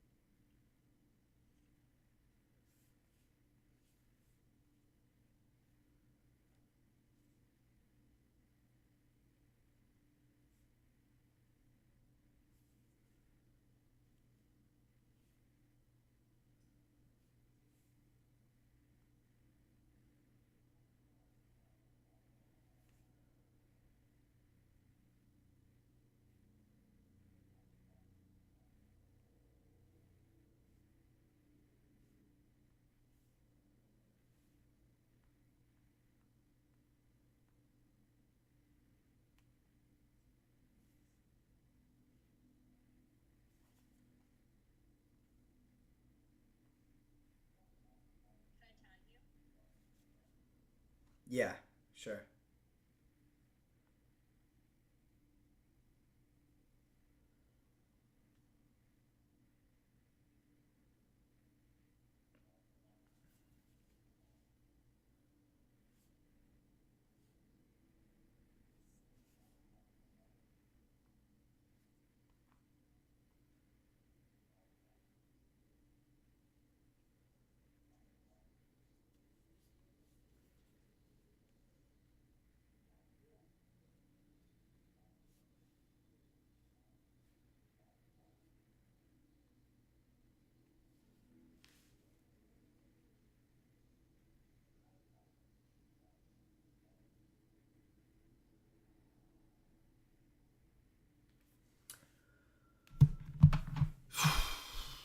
Okay.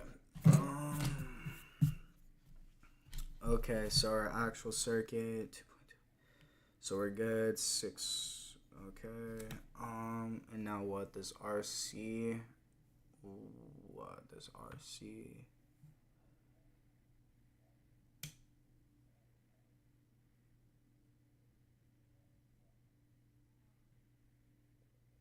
What this RC is essentially a current limiting resistor.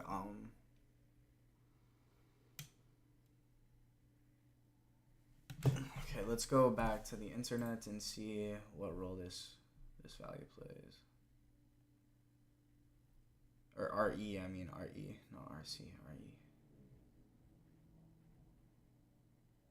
I'm trying to think. V naught, V naught.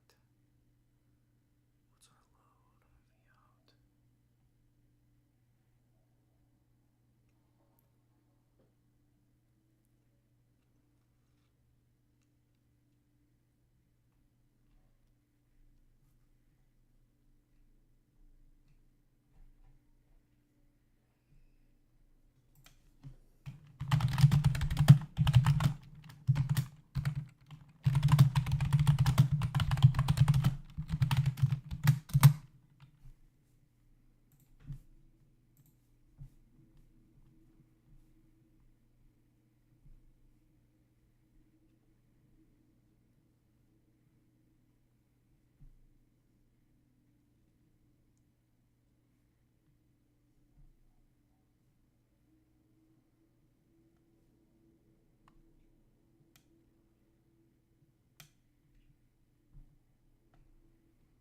Now, what role does the emitter resistor play in biasing the transistor for saturation?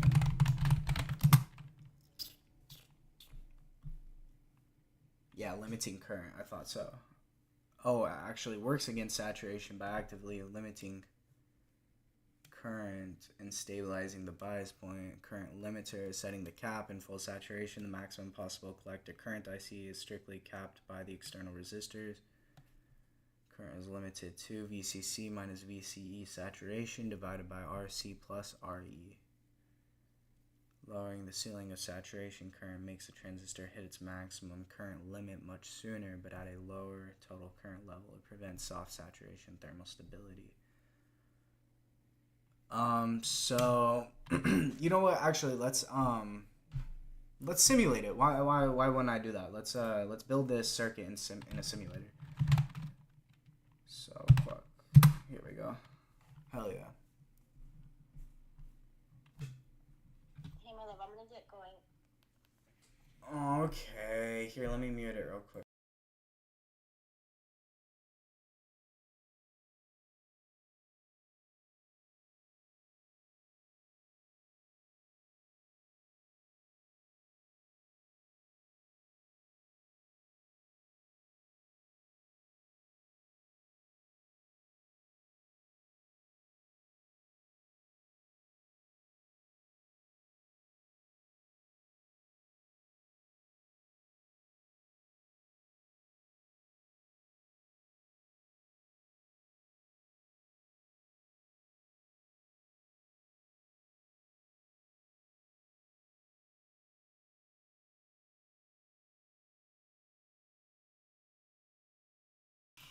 Okay, we're gonna continue doing this. We're gonna build the circuit in a simulation. Why didn't it come up though? Here it is. Okay, let's do that. But first, I need to take just a short break. Wait a second. Let's transition for a moment. Let me look at. I just need to take a short break. Hold on. I can't believe, really, we're not getting more viewers in here. Where you guys at? Get your homeboys in here. Tell everybody. What the hell? Where's everybody at? What's a guy gotta do? You know what I mean? Come on. But anyways, here we'll go ahead and run this back for a second.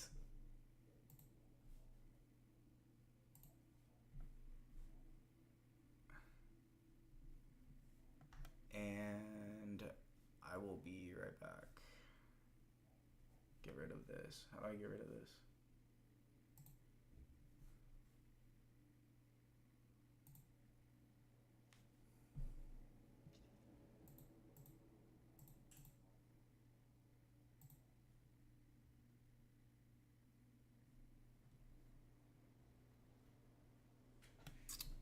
Wrong thing.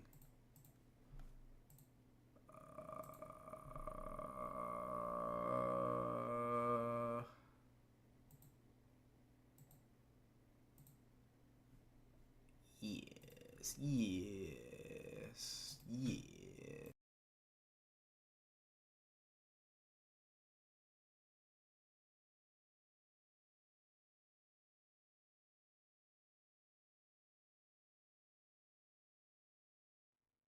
Okay, both of those are grounded. I'm going to have my supply here.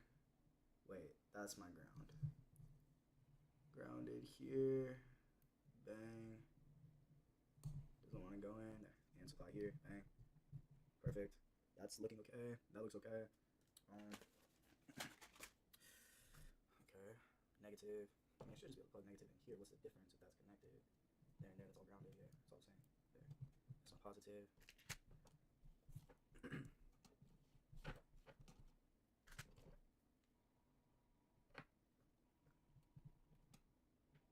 Okay, where's my PPE? Maybe we should put some PPE on this side? We're all PPE. PPE. What? Huh? I don't know where it's at though, so. You need it. Alright, round two. Ooh, that Dr. Pepper? What are you talking about? I'm just double checking all my connections. Oh shit, okay. Alright, should we do it? Let's do it, alright. Okay. Okay. Yeah, I turned it on already. Shit, nothing though? No oscillations? Oh no, maybe more messed up than just that. Fuck.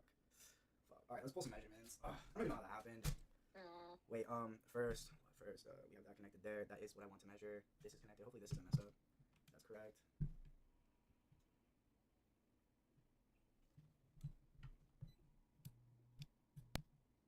Okay, nothing. Motherfucker. Let's look.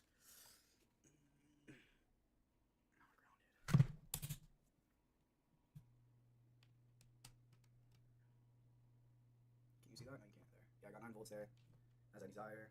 Let's see. 0.93, that's acceptable.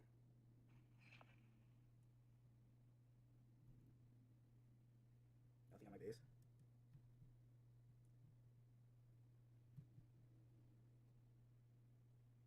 No, I do. 1.6, 1.5, that's good.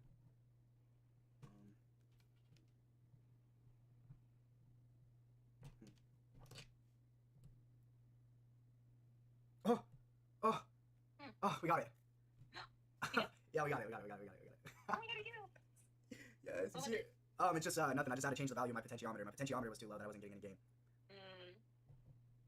There, now we can increase the value. What's our maximum? Oh shit. Oh shit. We're up to 7 volts. Holy smokes. Look how clean the wave is too. Wow, it is. Like that's you remember when I told you that it should be still? Like Wow. it's so still, and that's a pure. Oh my god, that's a pure sine wave. Look at how it starts in the center like that. Wow. That's beautiful. It is fun. Isn't that beautiful? Are you kidding me? Yes. Oh, that feels. Well, I don't like the little noise spikes. Well.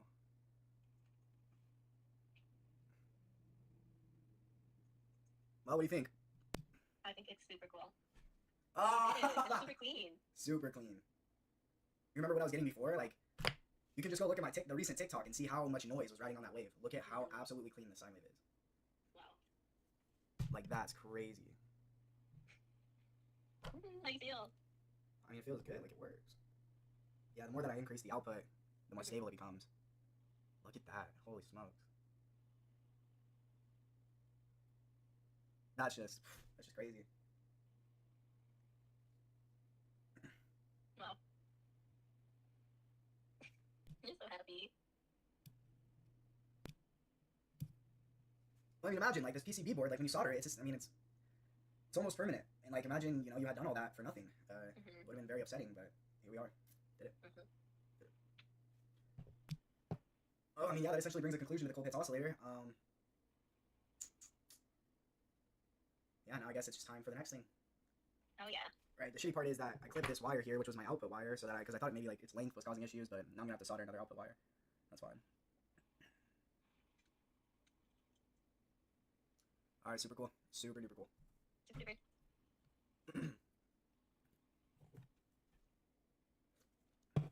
What, did you figure anything out? Yeah, on the Kappa, I made a clip from Kit, and then I transferred it to Kappa, and I'm just like kind of like adding. I'm figuring out how to add titles and stuff like that. Okay. Cool. Well, we did, guys. Figured out that my feedback network consisting of my LC Ting circuit wasn't grounded. So how stupid of me. But we done figured it out. And now we got oscillations. Look at that beautiful sine wave. I don't want to max it out, but I kind of want to also. We're up to 6 volts output. I think I still got some more room to go. I wonder. No clipping yet. Still a beautiful sine wave, which I'm not really sure how that works, right? When I set the bias point of my transistor, my 2N3904, I set it so that approximately half of my supply voltage, which is 9 volts, so half of that being 4.5 volts, would be across my collector resistor. And this is kind of like what you use in order to set the limits of the swing of your signal, right? The limits of the swing of your output signal. And so for me to reach 6 volts with no clipping, I'm not really sure how that works, considering that my limit should be 4.5 volts. And then we should see some clipping, and, you know, the waveform should start looking a little more like square waves, right, with the clipping added. So I'm not really sure how we're capable of achieving this. I'm going to have to do some research in regards to that, but, you know, we'll eventually figure that out, so. But dang, yeah, hell yeah. So I guess, like, the next thing to do now that we have this, you know, this Colpitts oscillator is that we can go ahead and, you know, make a buffer stage, which is going to require us to bias a transistor into the saturation region where it's fully on or fully off, acting like a switch, and then we can run that into a Schmidt's trigger, which is a, you know, it's a topology consisting of transistors, you know, in a certain trace, in a certain topology. And so these transistors also too will be operating in saturation, fully on and fully off, but they're going to be operating on and off at a, you know, at our frequency of 900 kilohertz. And so we can have a square wave waveform, square wave output, and then that we can do all sorts of things, right? This is like a clock signal, which is used in memory elements, and many sensing mechanisms, boost converter, etc., right? Pulse width modulation. So that's pretty cool. Yep, that's pretty cool. You just watch the wave grow too. Just watch it. That's crazy.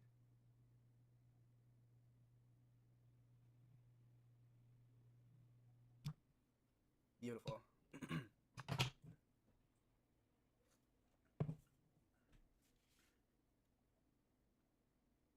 Alright, let's do that. I'm going to solder a lead onto it so I can have an output. Move to the soldering station. Unfortunate that I still have this guy on there. Maybe I can just, let's try to take him off.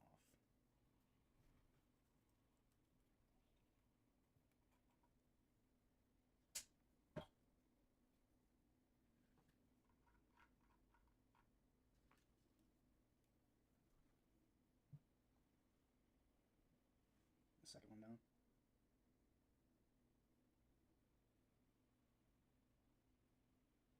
Can you see that? That was nice. Thank you. Shoot, I'll make sure I get the right one.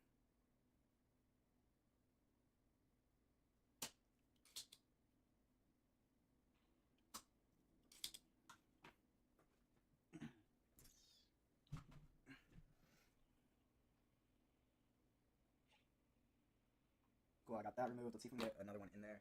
I want to keep it long. I want another full-on red one. Let's see. Where's my shit? Where are they? Okay. Oh no, I don't have any. I think this will be long enough. Yeah, it should be good.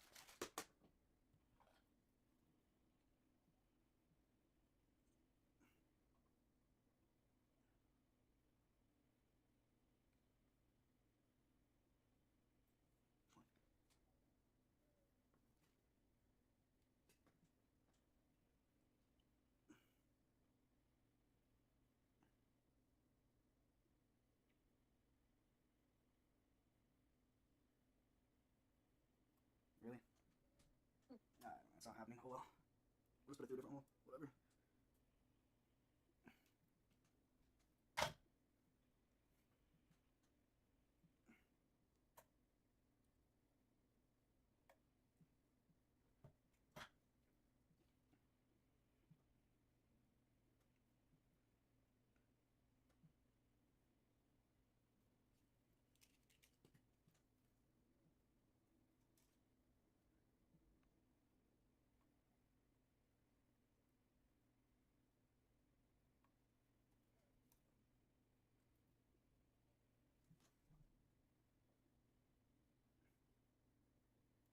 There we go. Alright, now we got an output wire. Fantastic. Output lead. Now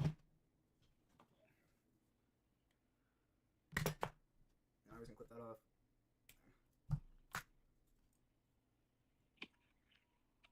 Alright, cool. Let's get a measurement from the lead. I want to see how that is affected. I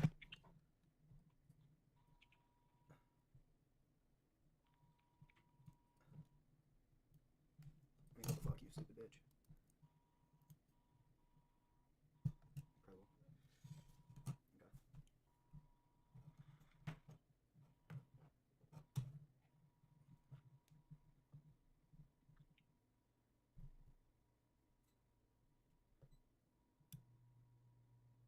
Okay. Okay, still looks good. Fantastic. Alright, that's not our lead. So now we have an output. You know, we can plug that into a breadboard and we can use the output of this Colpitts oscillator. We can use our 900 kilohertz sine wave. And that is a frequency generator. You know, we can hook this up to a 9 volts battery and have direct DC conversion into 900 kilohertz AC, essentially. Yeah, and there's much that can be done with this, many practical applications that we will cover in due time.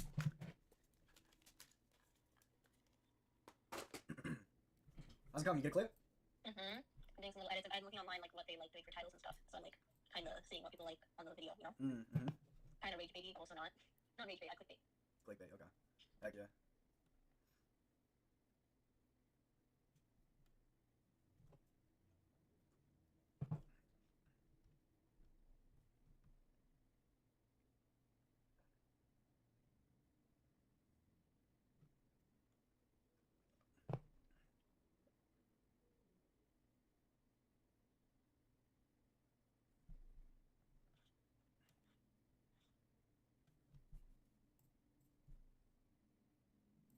What's your next step? Next step? Oh no, just rewatching the soldering. I want to see how this perspective is. Next step, I mean, shoot, be like a whole new circuit now. Now it's a brand new thing, so I mean.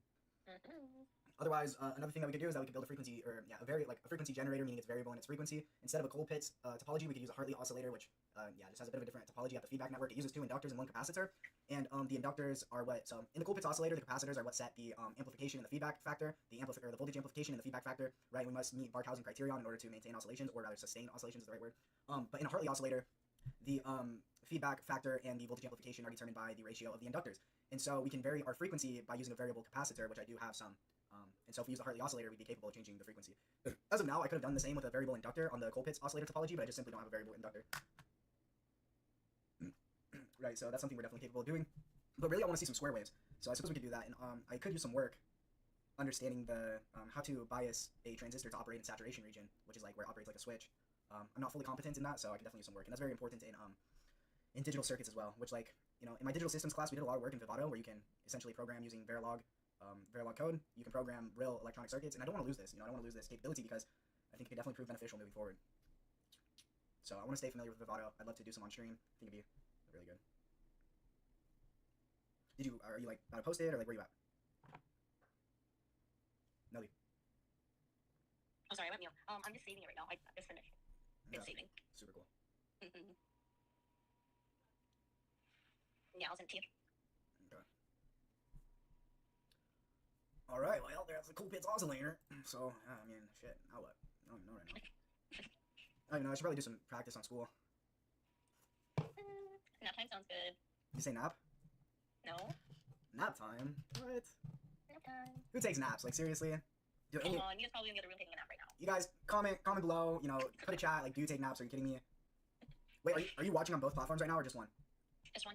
Okay, cool. So that means I have a total of 3 viewers. Oh man, I love you guys. Thank you so much for being here. You guys are my number one, day ones. I'll never forget you. Put your name and your location, your mother's maiden name, and your social security in the comments, and I'll make sure to never forget you. I'll make another clip and I'll be like, Yeah, like paint me in a bad picture. Like, this guy's trying to scam people. If I really want to scam anybody, I just drop a crypto coin on Pump Fun, right? That'd be the real scam. Right. Yeah, you get me.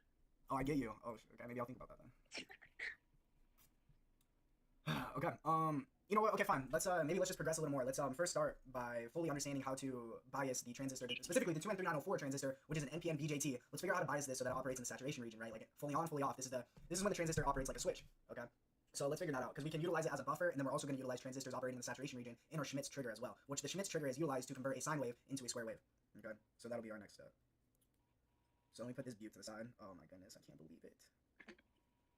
Doesn't it just look so good on a PCB? Like, come on. Super good. Wow. Does it look complex? Yeah. Isn't that crazy? Like, oh man, where's, like, what did my earlier streams look like? Like, let's see the complexity of my, wait, let's do a little bit of a reminisce real quick. I'm gonna go back to my earlier streams. Here, let me convert this display. Yeah, bang. Okay. Let's go back to my earlier streams. Wait, live. And let's see the complexity of the circuits that I had done before. Let's see. This one, which I guess I kind of had no idea what I was doing. Let's take a look at this. Not that I had no idea, but, oh man, I don't know, should I get the short hair back? How's that looking? Oh, you look cute. Minimum, I'm already going to use 10. Voltage, okay, so I guess we could kind of decide this. Well, it's getting really dark. Let's turn the exposure up a bit.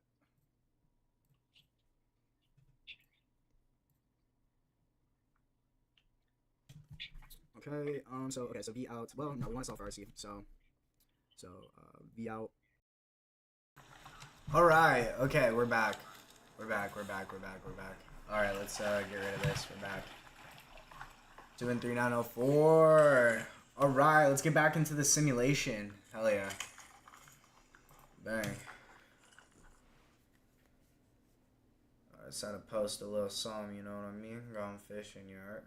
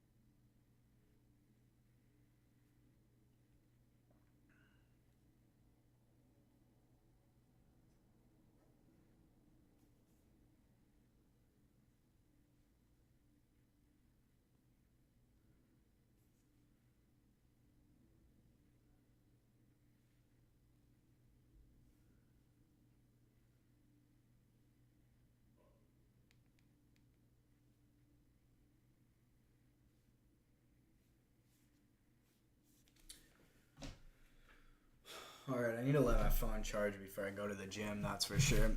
I don't have enough charge. Okay, let's model this circuit that we have here. Let's model it in here. Let's see, let's show you.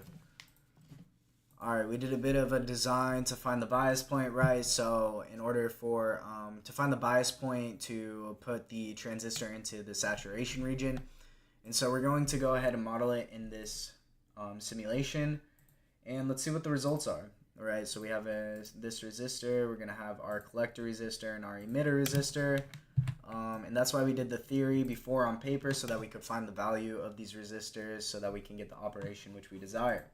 The cool thing about this simulator, QUCS, CUC, whatever you want to call it, is that it has a library of actual components. And so right here is exactly what I'm going to be using, the 2N3904. So it's quite beautiful. Let's get all this lined up. Went one too many. Bang. All right, and then we can simulate the output of our oscillator, our Colpitts oscillator, with a voltage source, just an AC voltage source. So that's pretty sick too. That'll work out perfectly. Let's set it to, we calculated a value, RMS value, right? Peak to peak, we have approximately 4 volts. So we calculated an RMS value of 2.828 volts. Wait a second. That's not accurate than earlier. 2.82. Wait, 2. Oh, and that's what I got.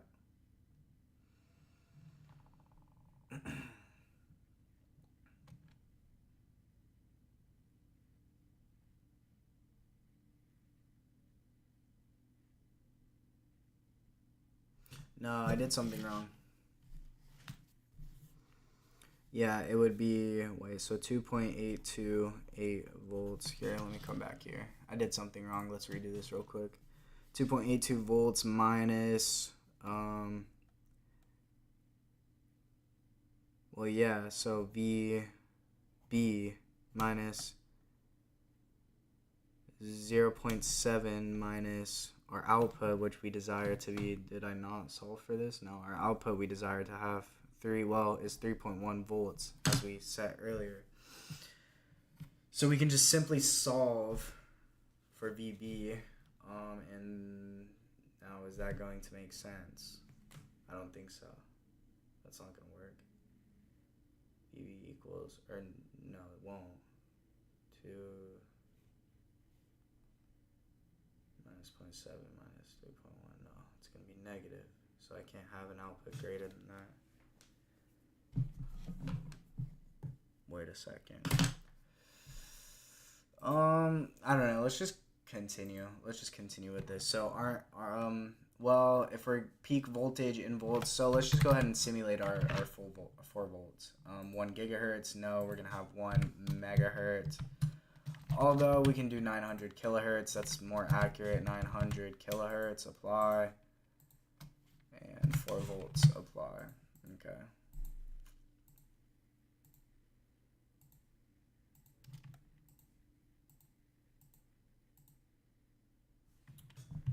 And DC voltage source.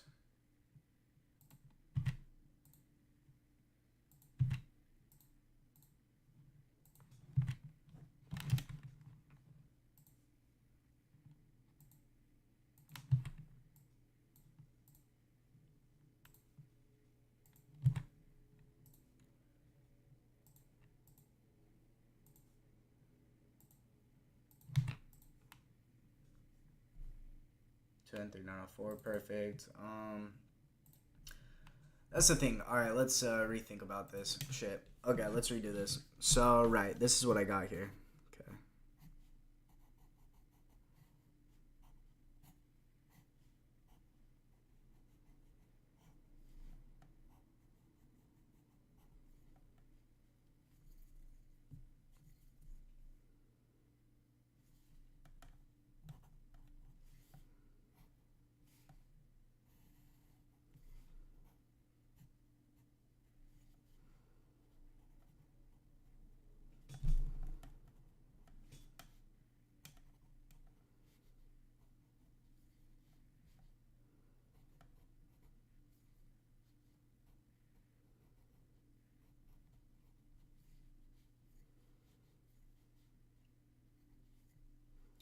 Peak to peak though, RMS value is 2.82.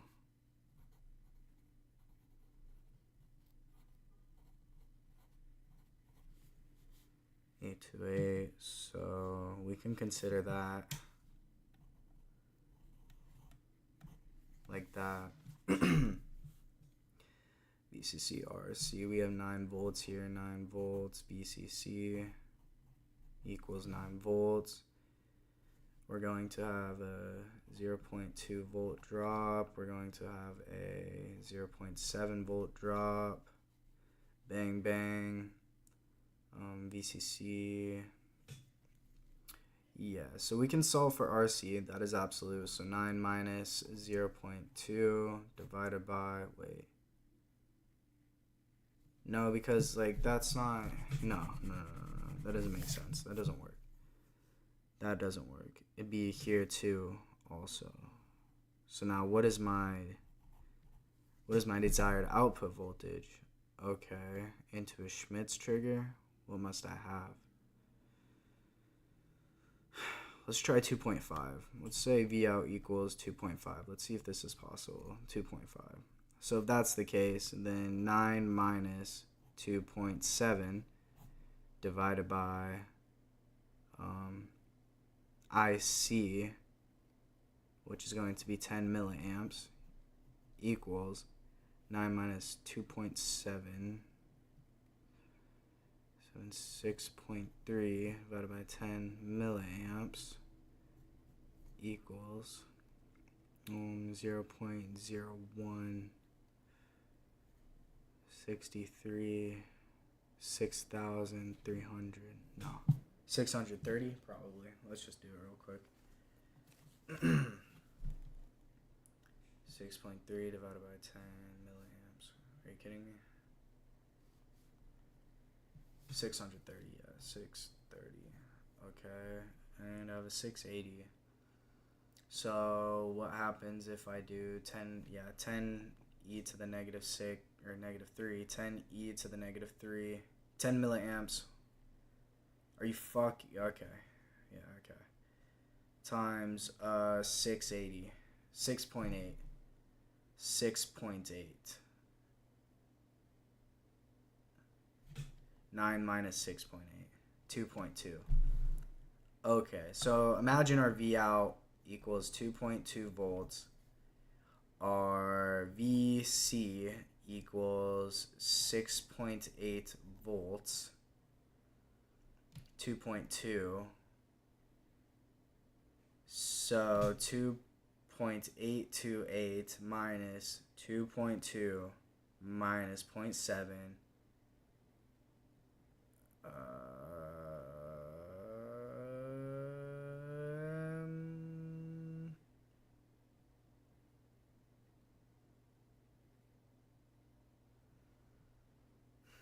I still have to have less of an output.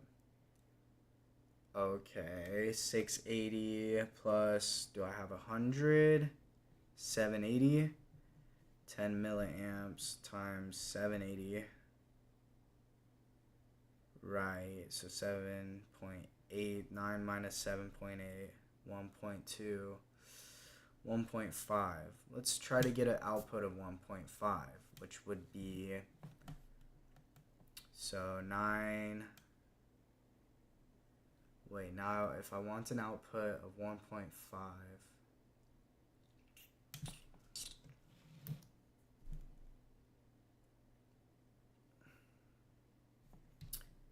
I mean 0.2 plus 1.5 equals 9 minus 1.7. That would mean VC equals 7.3, V out equals 1.5. That would mean 7.3 divided by 10 e to the, it'd be 730. RC would equal 730 ohms. And what? And then RB would be 2.828 minus 0.7 minus 1.5, 0.628. VB equals 0.628. Okay, and then RB would equal, RB equals 3 milliamps, wait, 0.628 divided by 3 e to the negative 3, 209. 209 ohms.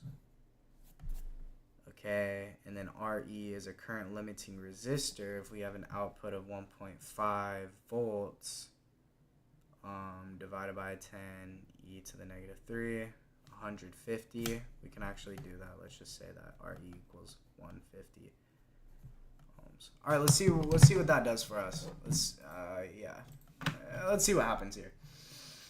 So 4 volts, I'll just maintain that. I'm not gonna add the RMS value. Let's say that this is 150 ohms. Apply. Okay, this is going to be RC is going to be, let's see, RC 730.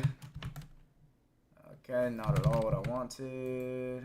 730 ohms. Apply. Okay. This is, let's see, oh wait, that's 150. Okay, and nope, I had that wrong. RB is, let's see, 209. 209. Mother, I'm gonna lose it. Alright, 209. Cool, good job, bud. Alright, and we gotta change this to 9 volts. 9. Apply. Okay. Alright, let's add a simulation. We're gonna do a DC. Let's add a transient also. 1 millisecond, stop at 1 millisecond. Start at 0, stop at 1, I don't know, microsecond, I guess. Okay, first let's see simulation view, calculate DC bias. Okay, this is our buffer. Alright, cool. And, oh, didn't do it. Simulate DC bias. 9 volts, 9 volts, 2.2.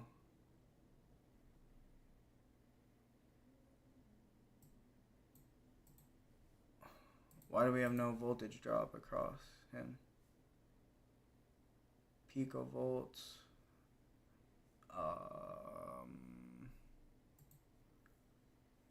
Right. Let me maybe simulate this as a DC source operating at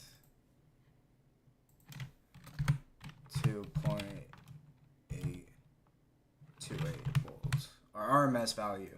Let me see how that goes. Okay. Right, output 1.7.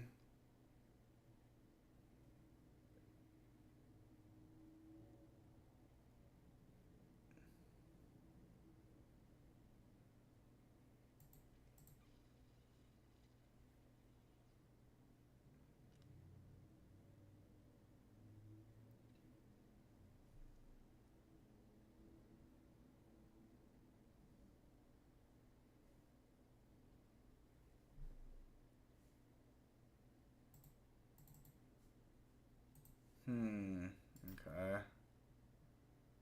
Yeah, it's very close to our predicted values.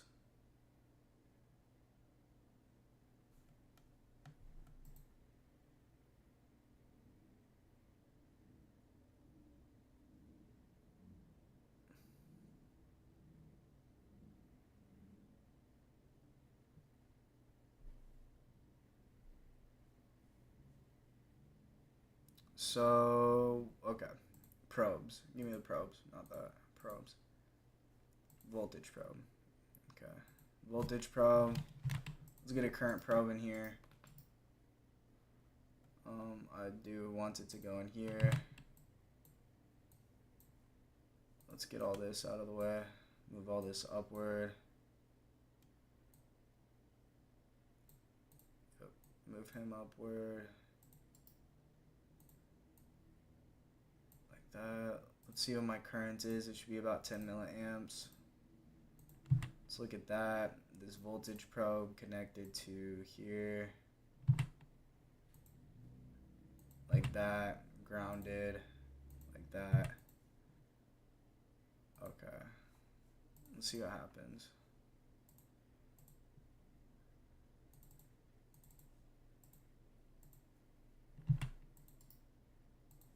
I'm not even sure what PR1, that's what I want. PR2, hold on, DC bias. Yeah, about 10 milliamps. So that is operating as desired. I have 1.73 volts at my output. That is desirable. So is this working? Is this doing it?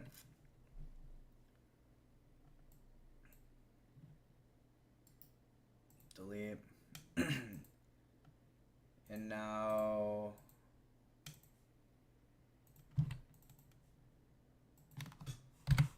4 volts peak to peak.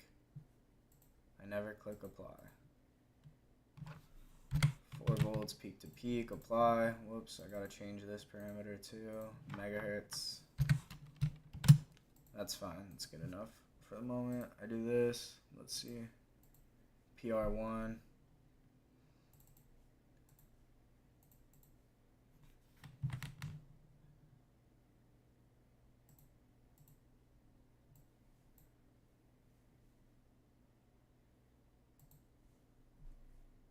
Up and then it drops, transient, microsecond.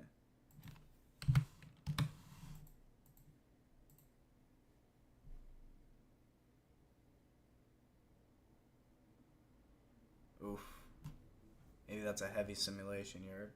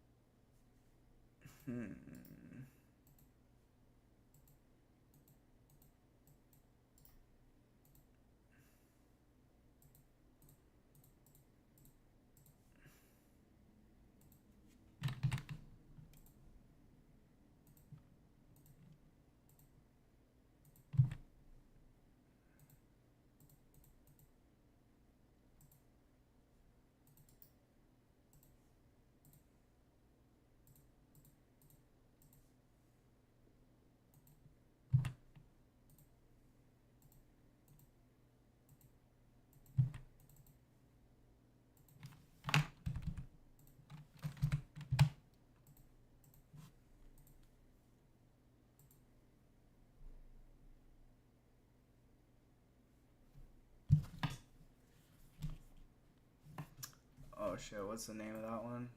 PR3. We gotta add him too.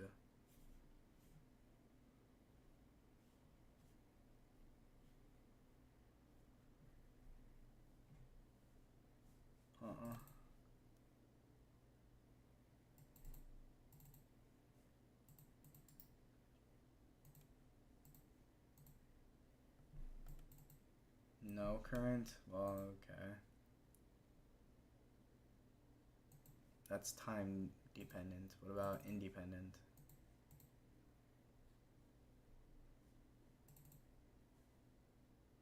What's happening here?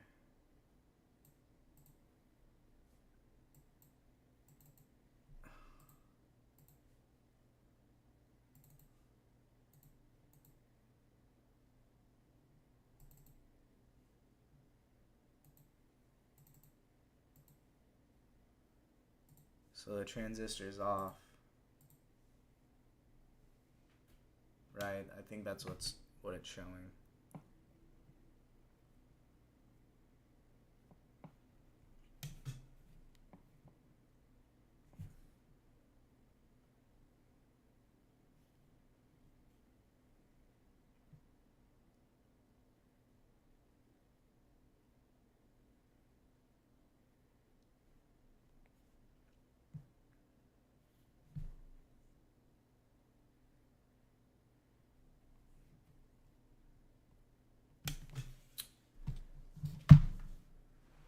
Picovolts, 0 amps, femtoamps. Yeah, so no current is flowing.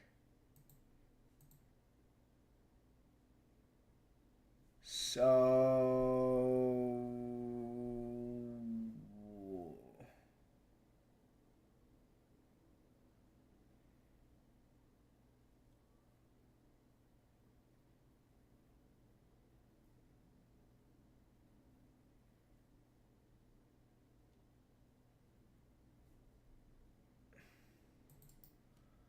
So, like, let's get rid of him.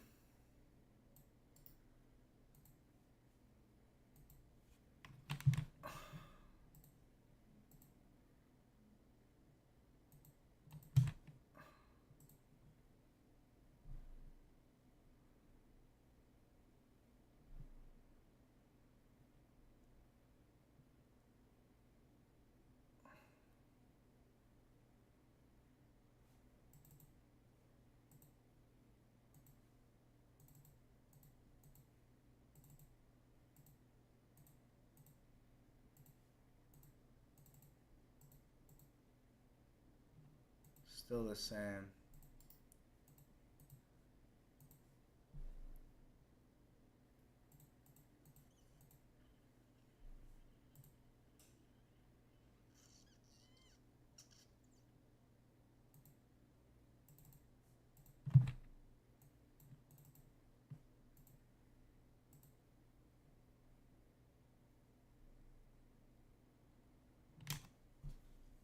I don't know. I'm just kind of trying shit right now. Like, I'm not really sure.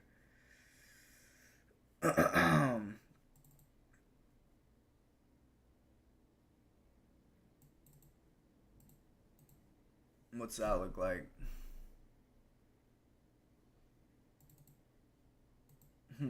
It's actually kind of interesting. Huh. Not really sure what to take from that. But that's not what I'm doing anyways. Shit. How come... Alright, let's figure something out. So...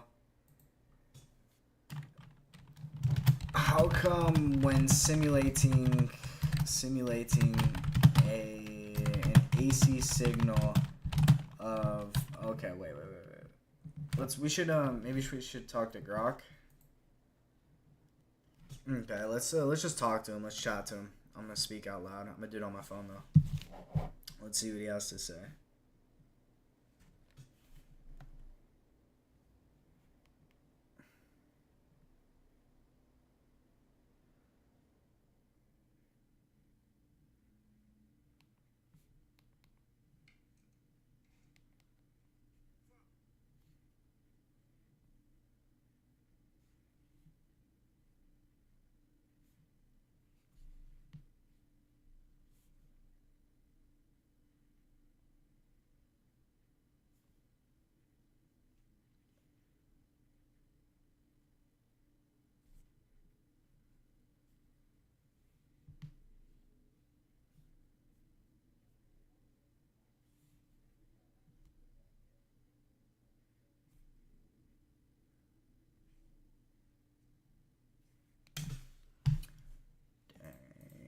I kind of want to do something real quick.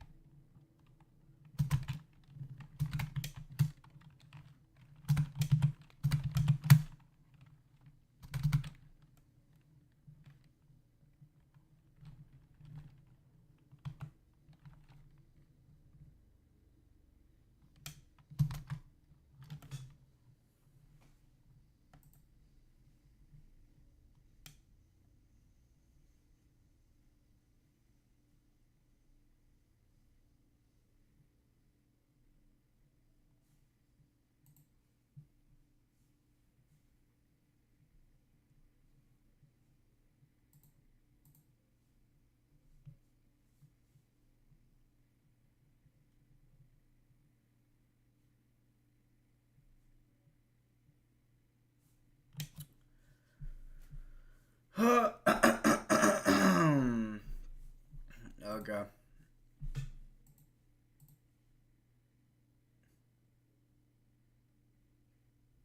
Oh yeah, we were asking Grok something. Hold on, what? Oh yeah, we're gonna do it on the phone though. That's right. Okay, never mind. Okay.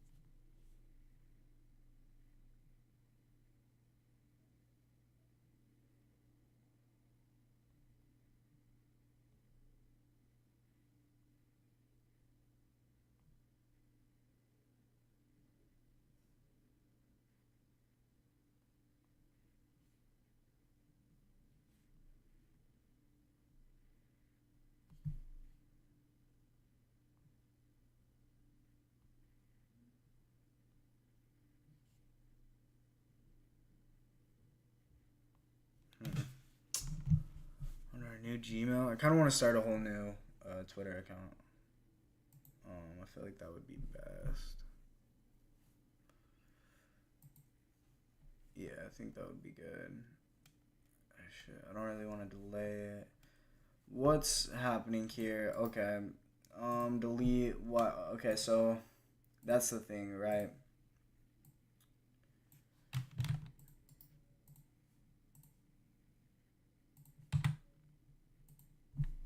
We're not getting it. It's not necessarily an amplification. I just want it to act as a switch. But if we have that, so how would that work?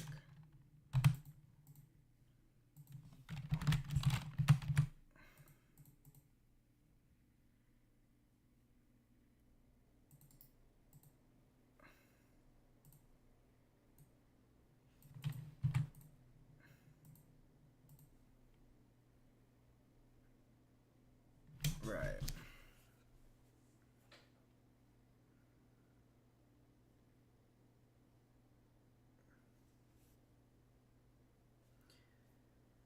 Grok. So, how am I meant to model a buffer circuit when I am using it at the output of my oscillator so that, I put the output of my oscillator operating at 1 megahertz with an approximately 4 volt peak to peak output. I put that through the buffer so that any further load doesn't alter my bias point for my 2N3904 transistor in the oscillator circuit. How do I model the buffer so that I can bias it so it operates like a switch in the saturation region?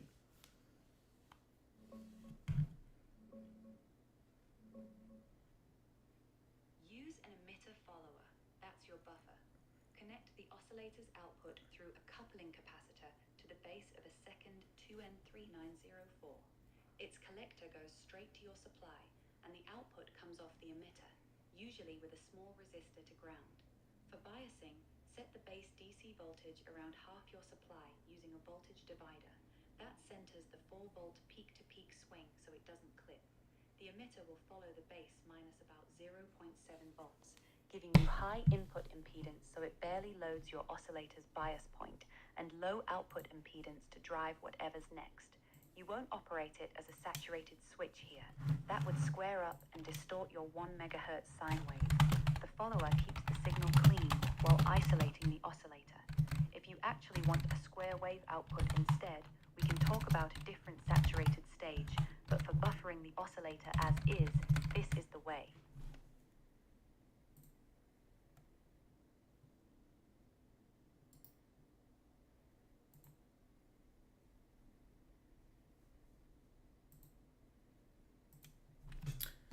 Okay, right, an emitter follower. The emitter will follow the base. Stop.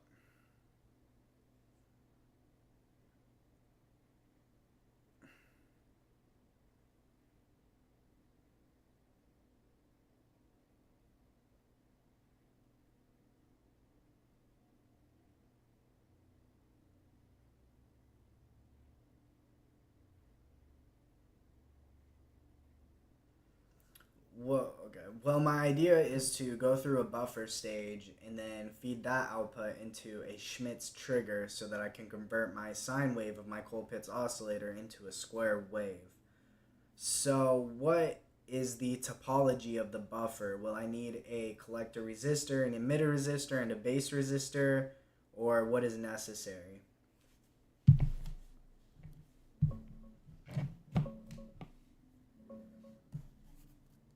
A common collector buffer, that's your emitter follower, you don't need a collector resistor at all, since the collector goes straight to your positive supply.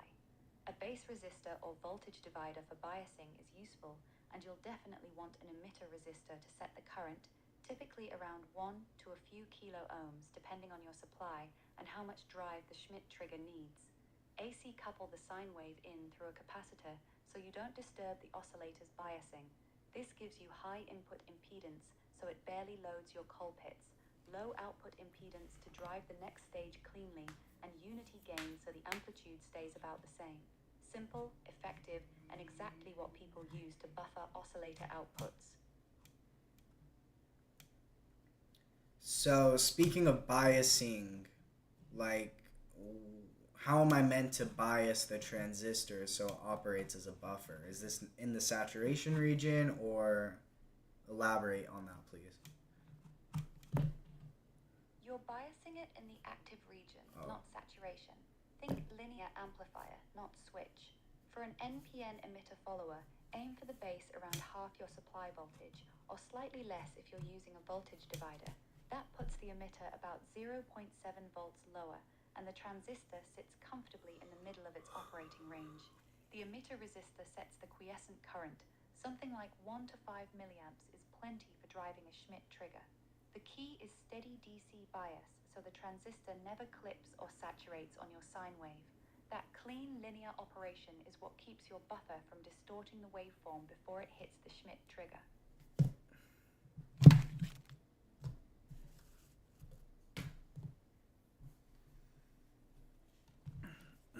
Okay. Oh, okay. So, use an emitter follower, that's your buffer. So, let's look up emitter follower. Let's get a view of what this looks like. Okay, emitter follower. BJT emitter follower. Yeah, this is it. So, right, that's like our... Huh. Right, to bias it. Yeah, that's our... Okay. This is what we want. That's our output. Okay, we don't have anything here. Okay, we're not operating in saturation. At least not for this buffer, not for the emitter follower. So I'm pretty sure this is what we want for the configuration. Okay. Okay, very well. This is the emitter follower. So VCC, straight to the transistor.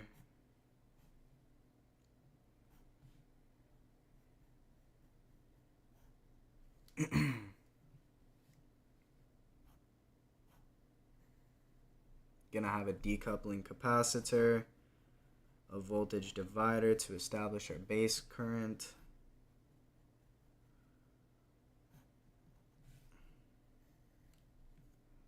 We have our output.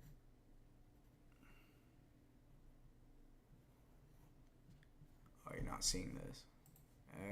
Almost like every time I do that. Cool. Right, and then we can model our output of our oscillator as an AC source.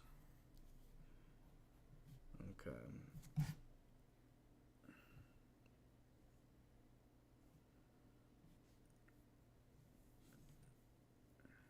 Set the base DC voltage around half your supply using a voltage divider that centers the 4-volt peak-to-peak swing so it doesn't clip. So when you suggest to set the base DC voltage around half of my supply, which is going to be 9 volts, using a voltage divider that centers my input AC, which is 4 volts peak to peak around the base. so it doesn't clip. Is that accurate to say? Yeah, exactly right. 9 volt supply, you set the base at about 4.5 volts with your divider.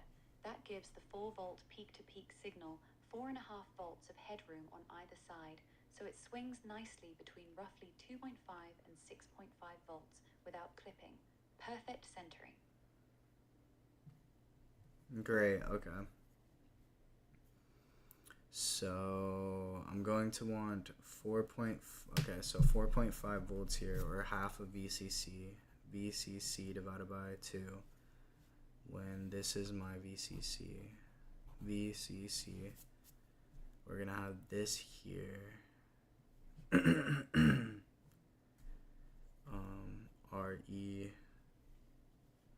right, we'll call him R1, we'll call him R2, right, our decoupling capacitor. Okay. Now, right, 7.7 volts, right, we're gonna have about plus minus 0.7 volts. 1, 2, depending on AC couple, blah, blah.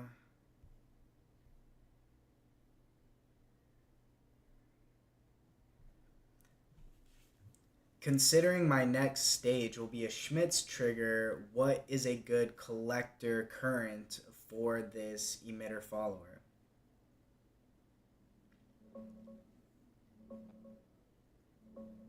Five milliamps? Around 1 milliamp is a solid choice. It's the classic sweet spot for small signal BJT emitter followers. Gives you low enough power draw and heat while keeping output impedance reasonable and avoiding distortion on edges. For a buffer stage heading into your Schmitt trigger, you probably don't need much drive current, so 1 milliamp keeps things clean and predictable.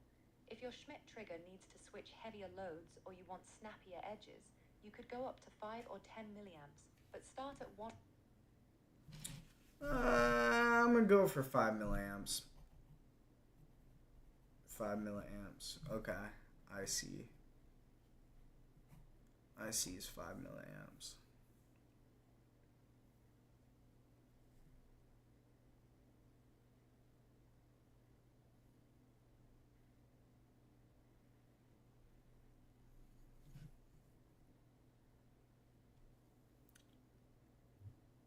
So, considering I want an output of 2.5 volts, does this mean I'm going to have 6.5 volts across my collector emitter?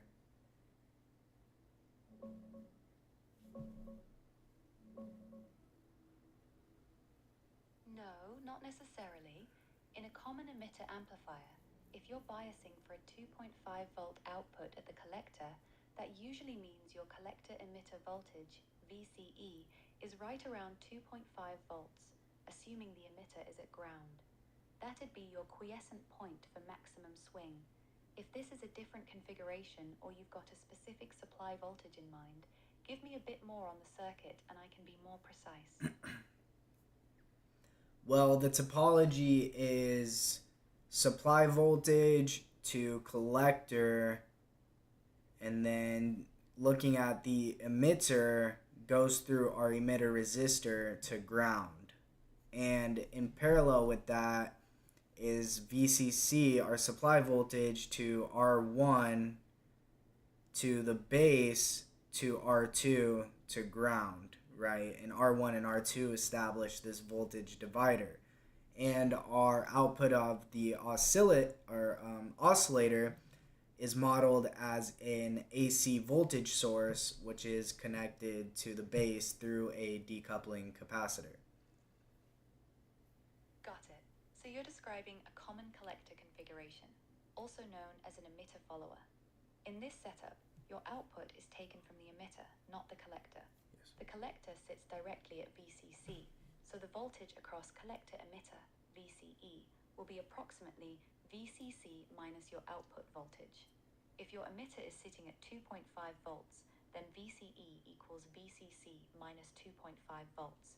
That matches the supply voltage to collector, output at emitter description. Want me to walk through how to choose R1, R2, and Re-E to get that 2.5 volt bias point? Not really. Assuming that I want half of my supply voltage across the base in order to allow maximum swing, then I'm just going to say 9 divided by 2. Assume that I have 4.5 volts across R2. This, in order to find the voltage across RE, well, or no, I would say that I have my output voltage of 2.5 volts plus. That sounds like you're mixing up a common emitter with a common collector. In the emitter follower you described, the base sits at about 3.2 volts to get 2.5 volts at the emitter because of the 0.7 volt base emitter drop. You don't want half the supply at the base here. The base voltage should be roughly your desired output plus 0.7 volts. Let me know if you want the proper bias equations for this topology. Well, just kind of walk me through it, right? So yeah, as you said, I would desire 3.2 volts across R2, right? And the voltage divider. What is going to be the consequence if the output of my oscillator peak to peak is 4 volts? Is there going to be any consequence of that? It will distort. The base is biased at 3.2 volts, but the oscillator drives the base with a 4 volt peak-to-peak signal. That's plus or minus 2 volts. So your base voltage will swing from 1.2 volts to 5.2 volts. When the base drops below about 0.7 volts, the transistor cuts off and your output clips on the negative half cycle. You need to reduce the drive level to stay within the transistor's linear region. What do you mean by no? Reduce the drive level? I'd rather not. Can I just have a larger output voltage? You can, but you'll need a higher supply voltage. With 9 volts on the collector, the most your emitter can swing is about 0 to 8.3 volts before the transistor saturates or cuts off. A 4 volt peak-to-peak signal already uses nearly half that range. If you want the full 4 volts peak-to-peak without clipping, raise VCC to at least 12 or 15 volts, so you have more headroom around your 2.5 volt bias point.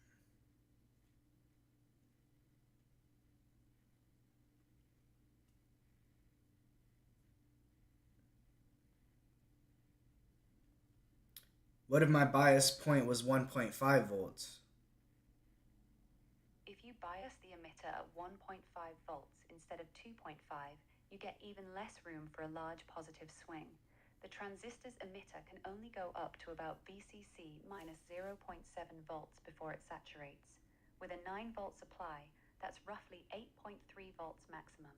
From 1.5 volts, you can only swing up 6.8 volts before hitting that limit. So a 4 volt peak-to-peak signal, which needs 2 volts up and 2 volts down, will still clip on the positive half cycle. You'd need an even higher supply voltage to make that work comfortably. How does 4 volts superimposed on a 1.5 volt signal, meaning we have, wait, what? How does that reach 8.3 volts? How is that going to clip? A 4 volt peak-to-peak signal means plus or minus 2 volts around your bias point. And what, bitch? Voice limit reached? Are you fucking kidding me? Bro. Yo, what? Are you kidding me?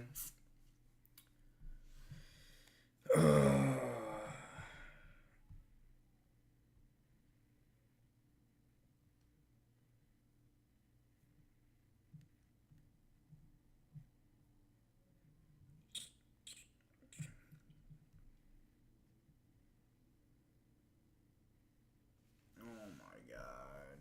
Okay.